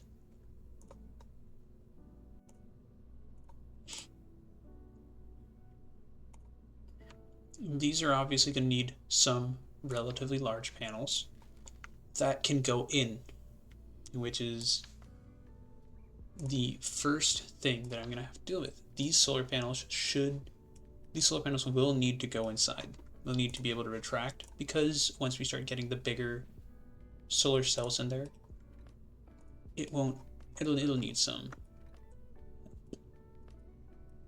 So a set of solar panels right there, just to charge everything up for all of our guys. All right. And then I think I'm going to keep some like external monoprop tanks, right? Just to... I need something like that's like really form-fitting. That's what the word is. I need form-fitting fuel tanks. Yeah, there it is. Right? Is it 40 monoprop? 160 monoprop does what? I don't know how much does. 160 monoprop doesn't do much. Hold on.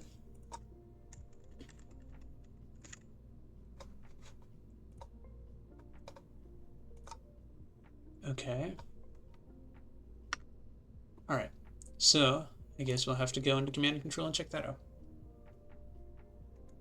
So I'm going to use these RV1 RCS blocks because they're a bit bigger. Each one of them uses 0.1. Oh, and 240. Okay, yeah. No, it'll be fine. we should have no issues whatsoever. Right, I will set the up is 4 as well. I think I'll set these. Because I don't want them like messing with this monopropellant situation that we have here. And I can't put them like this because then you can't grab the ladders through them. Might be worth just putting 2 on. Alright, so you can still grab this ladder from underneath them. Or you know what? Hold on. Put 4 on, but put them like halfway down it. So that way, yeah, that way they're much easier to repair because they're right next to this if any problems occur, and they don't get in the way of these. All of which are going to be 5 horn thrusters. Actually, I could just do 3 horn. Hold on. Right? Because then that's 1, 2. Yeah. All right. 3 horn is 3 horn all the way, I guess. Sure. Make sure they're facing outwards. Yeah, look at that. Okay. That's actually really nice. I like that. I enjoy this. This is enjoyable. Okay. So we've got electrical. We've got a little bit of RCS. What else do we need? Storage will be done later when we get something else to orbit. Right? And then what I'm going to do is we need communications, of course. So I think for communication, I'm going to use a little relay antenna. That's just a small one because, again, I don't need that much, right? What does this do? Axial, radial, axial. Yeah, looks good. Just the one, actually, again. But I don't know where to put it. Again, there's the issue. So I think what I'm going to do is I'm going to use these surface mount communitrons. Put 4 of them on it. And there. Now, you have plenty of communications, omnidirectional communications, with a small antenna. Actually, still really, really good at its work. Again, I don't need anything big, nothing expensive, so there it is.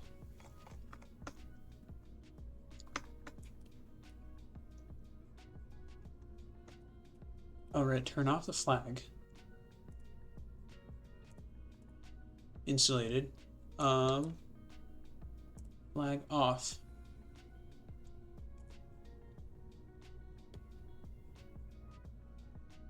Classic is what I need, yep. Okay. Then for the actual flag, I think I'm gonna put it like right next to the door.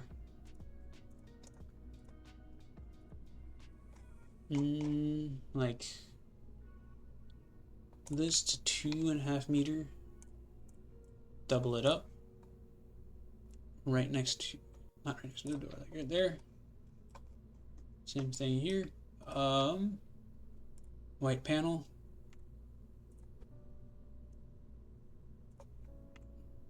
Turn off snapping. All right, there it is. Perfect.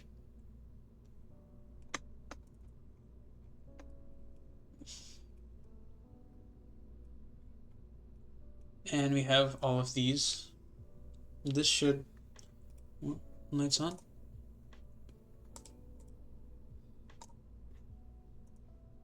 Okay, I definitely need something better to locate these on. Because I like how it is, but it might not be the best to locate. Arc, I think it'll be fine, especially because we have the targeting modules, but again, for a little bit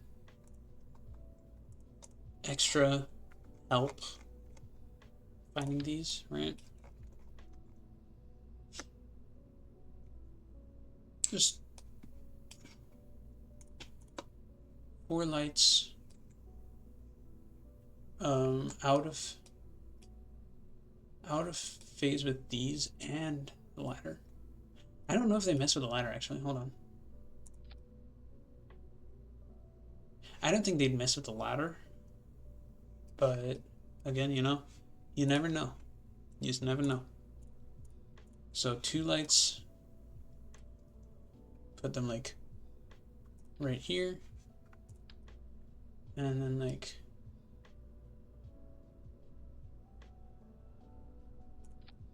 right here, right here. Same thing, make sure blink is on.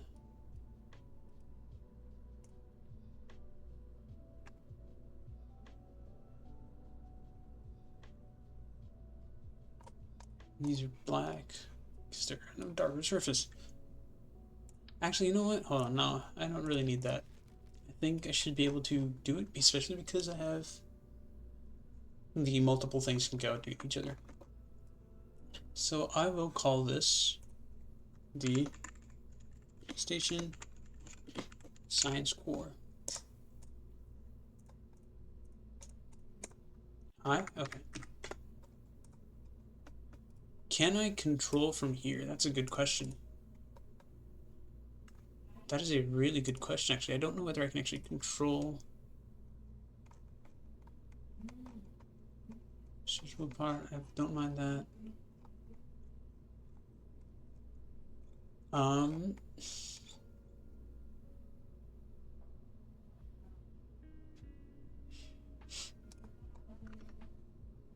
That's a good question.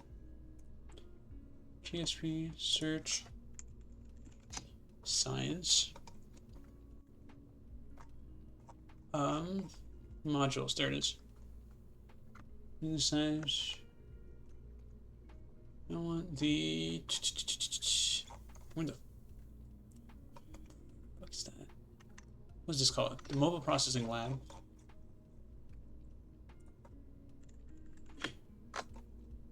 The mobile processing lab. There it is.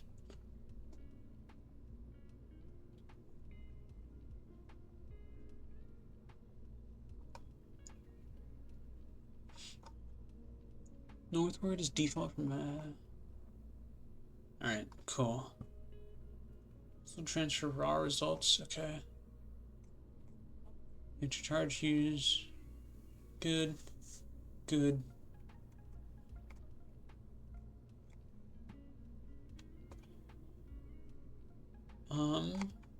That's fine. The question is, can you control? I don't think you can.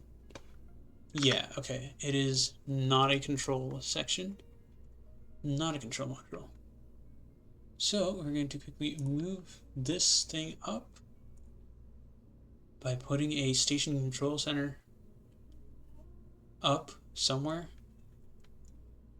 I really like how that looks, but that's not it. That one. Does it look nice? Yeah, but it doesn't have any ladder. That one's just huge.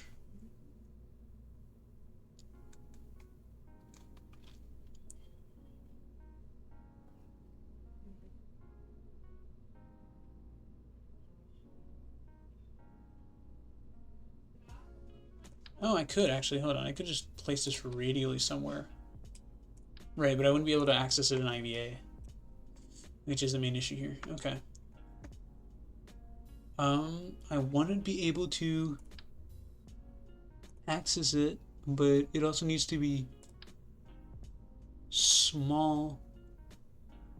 So the wharf is like perfect for this size, but also at the same time, it's not got a ladder anywhere. And windows everywhere, there might need to be ladders. So, rotate it 45 degrees.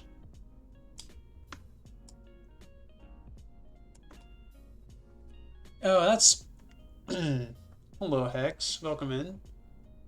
May have missed your chat message a little earlier, because I'm causing problems in the VAV. But Generally, I think they specifically made these with an. Are these even number? With a weirdly even number, just to, oh, just to cause issues there. Okay. That is definitely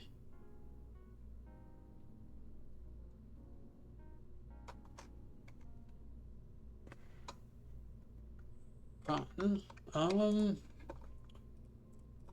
You know what? I think the fact that there's this little round thing should make it easier to deal with. Because I can just sort of kind of go around it and then.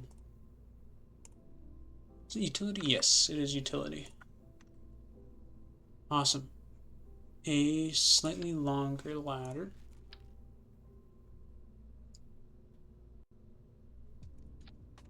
And like that.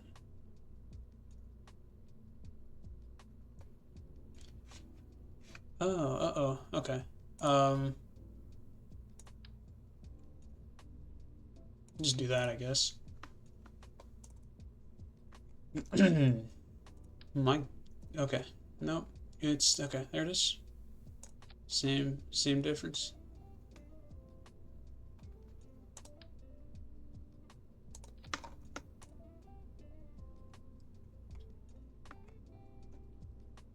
A little bit of a mobility enhancer right here, so it'll cut that off, and another mobility enhancer right here, so it can get up there.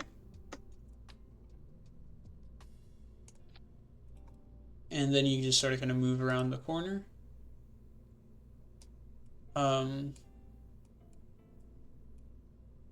Oh, that's... Yeah, you'd have to move like that and then go up. Okay, no, it's fine.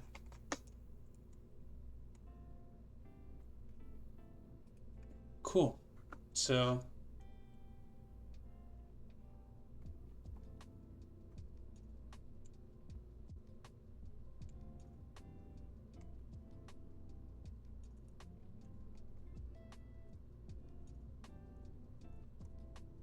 okay, hold on. I'm gonna open... Don't save. Just throw in a new folder. Call that crew modules. Create. Cancel. And save this in crew modules. Hi. Perfect. Save that in crew modules. And we have a crew module. Smile. Alright, so save that. Now we open our satellite launch vehicle, which is, again, definitely not going to be enough to get this up into space. But that's the fun part about it, is that I don't need it to get into space. I also don't need this. To get rid of that, what I do need is a parachute. Hi.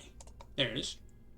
Parachutes, and then I just need like a tiny little radial mount parachute. 3 of them. Just like... Is this one bigger? Oh yeah, it's smaller. Alright, good. And then move this thing down just a little bit. Good. Oh. Okay, find that. Oh my god, that's gonna be a pain. Hold on. Actually, okay. Maybe I don't want to do that just yet. So, these are all going to be main chutes, single main chutes. Landing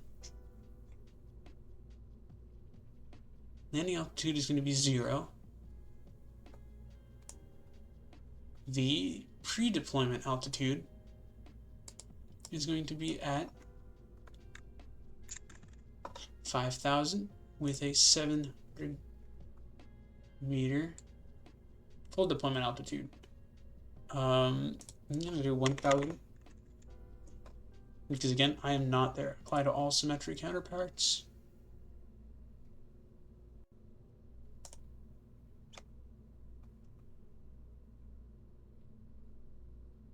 Yeah, this is where I'm at. Got 2 parachutes per.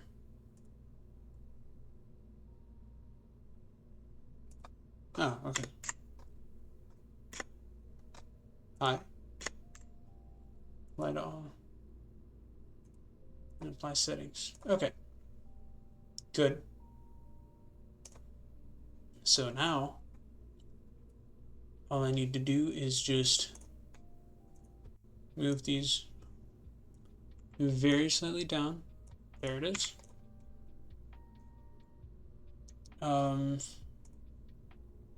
Reroute to that. Alright. And then we can just get rid of that entirely.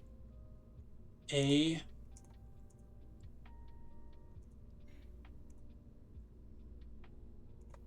coupling wise, I think I want a TD12. There it is. Looks much better. And then we open, don't save, crew modules, station science core, merge. Reroute it onto that clampatron right there. Which allows me to just place it right there. Awesome. Look at that. Okay. Now, we build the fairing. Bring it slightly further out. Just bring it up to like right here, at which point we start bringing it in. There it is. Right, clamshell deploy on. Right, we get like 2 sides with a very minor 10 on the ejection force. Okay. So, this is only 4,400 meters per second of delta V, and low orbit needs 3,400, so it should be fine. I don't think so. So we're going to take this off really quickly and just throw on a couple of smaller. I don't want these huge SRB ones. Like a thumper should be good. 1330 up to total DVs 4440. This reduces delta V, actually. Oh my god. Oh no, it's doing that. What happens if I did this? 4,700. That adds an extra 300 delta V. That's honestly exactly what I need. Make sure that these are actually below that. There it is. Because I don't like when the liquid fuel nozzle. I don't even need these anymore then. I do need coupling on this now. Right, set up these small radial decouplers.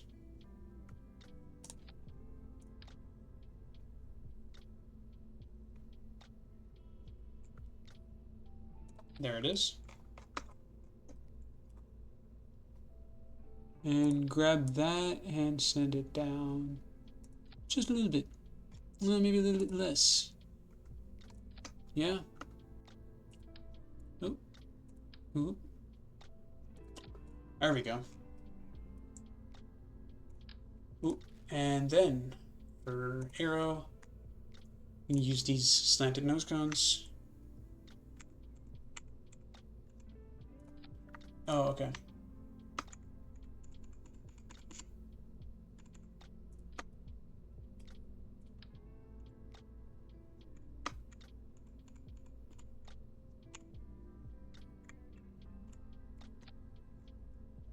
All right, there it is. So, what you do is you burn these with the engine. Then there's a, there you go, 4,700. Now it's got more. Okay, so call this the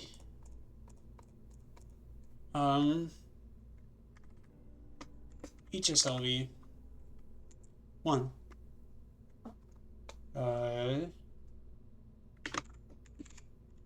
Station 4.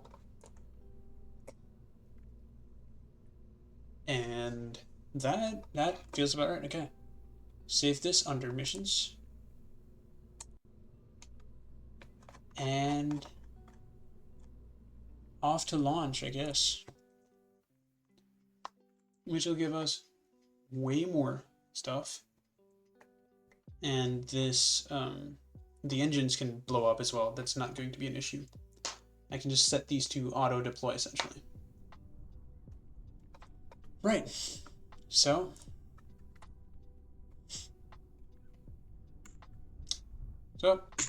SAS is on. T minus 3, 2, 1, and liftoff. I forgot I didn't do like proper attachment, but that's fine. Oh, okay, that's blinding. All right. You have good plumes. Dude, this...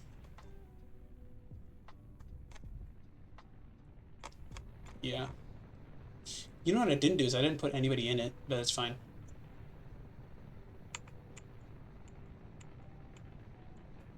Yeah, look at that. See, they're not rigid attachment points. Alright, let's quickly just sort of kind of...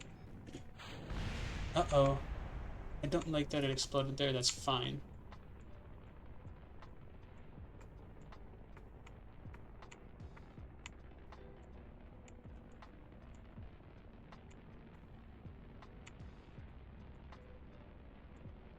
Alright, we have 30 meters per second.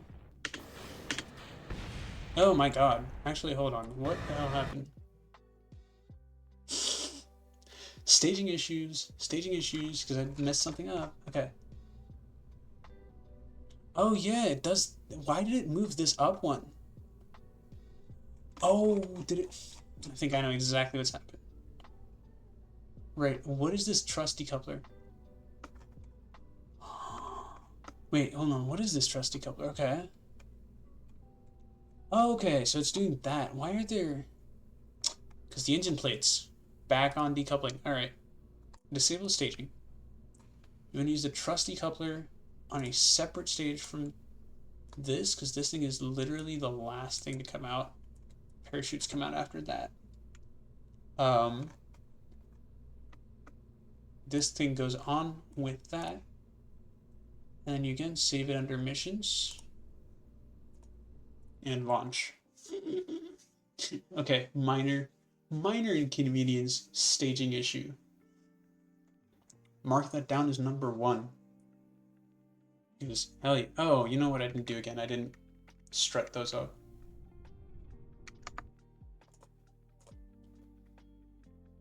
Alright, well, alright.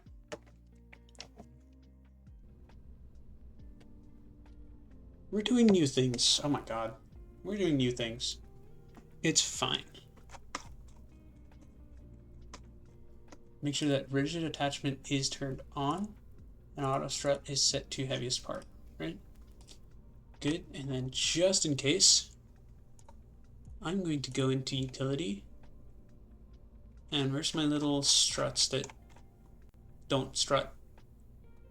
Structural, where is it? There it is. My non-strut struts. The little invisible ones. There it is. Alright, just so like right there, over into there. There it is. And they're not visible, but they'll hold these things together. And save under missions, make sure I do that. Save and launch.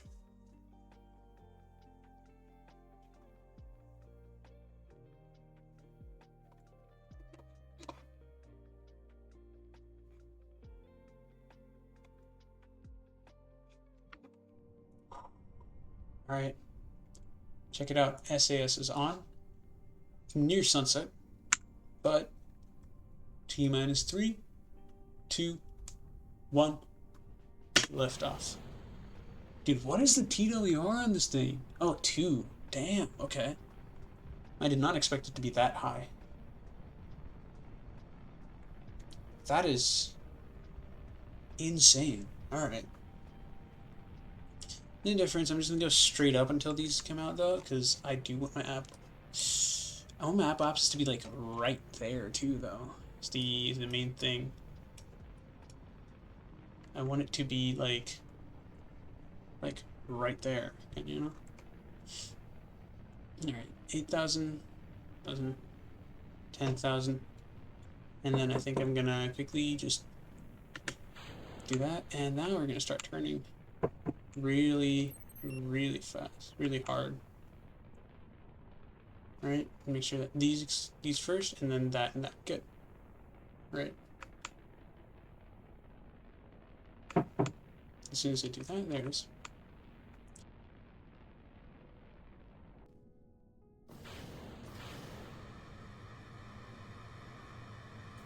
Yep, there it is. Ooh, yeah, that's a lot. Okay. Now we just go straight to 90 degrees.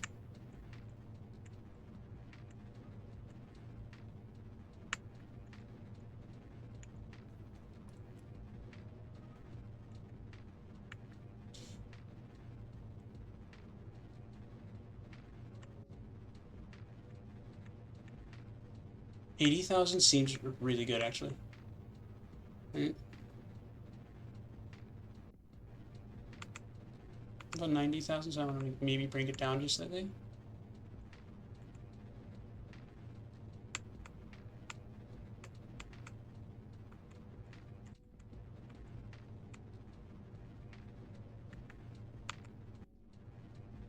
Right, and we're out of the atmosphere, which means clamshell deployment, like now.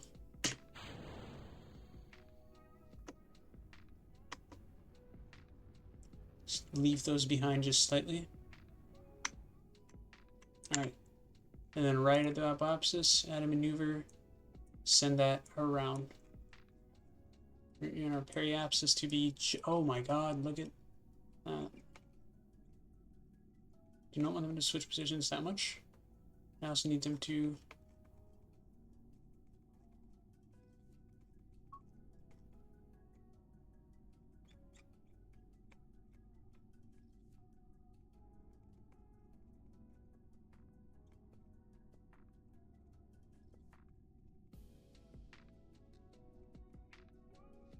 Point towards maneuver node, and if we can send it.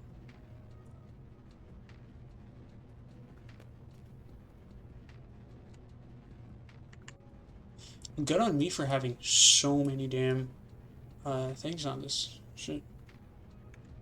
Turn on the lights right quick.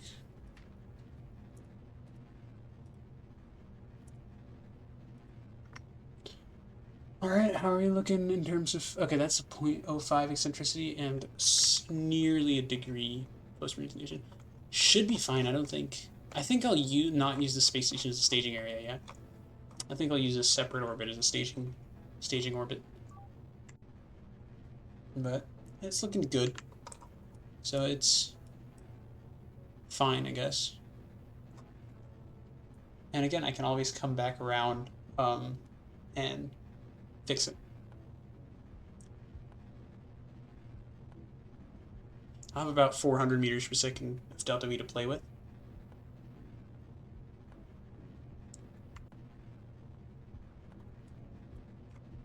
Look at waterfall, brother. I forgot to put a guy in here though, so that'll be like the next thing I do, I think. Is put like a omnidirectional hatch thing here.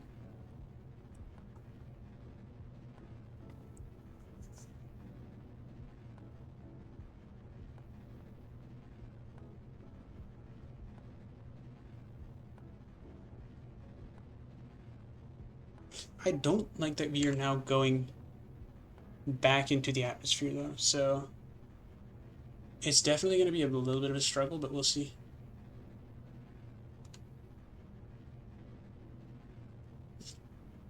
But we should like come back out of it really fast. Especially once this thing gets closer to prograde.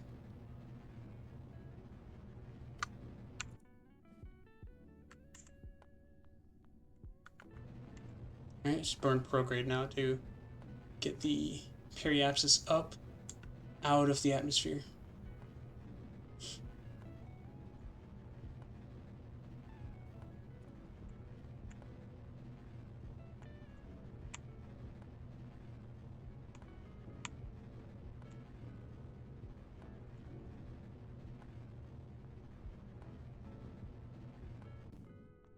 Okay, well, alright, that clearly was not a good launch. So, you know what? It's fine. I think that's the heaviest rocket I've ever flown. So, alright, that means essentially bigger solid rocket motors on the first stage. That will probably be something I do next time. But great progress today. Thank you, everybody who showed up, for showing up, sticking around. Hope you all have a good one. And I will see you next time on Tuesday, probably.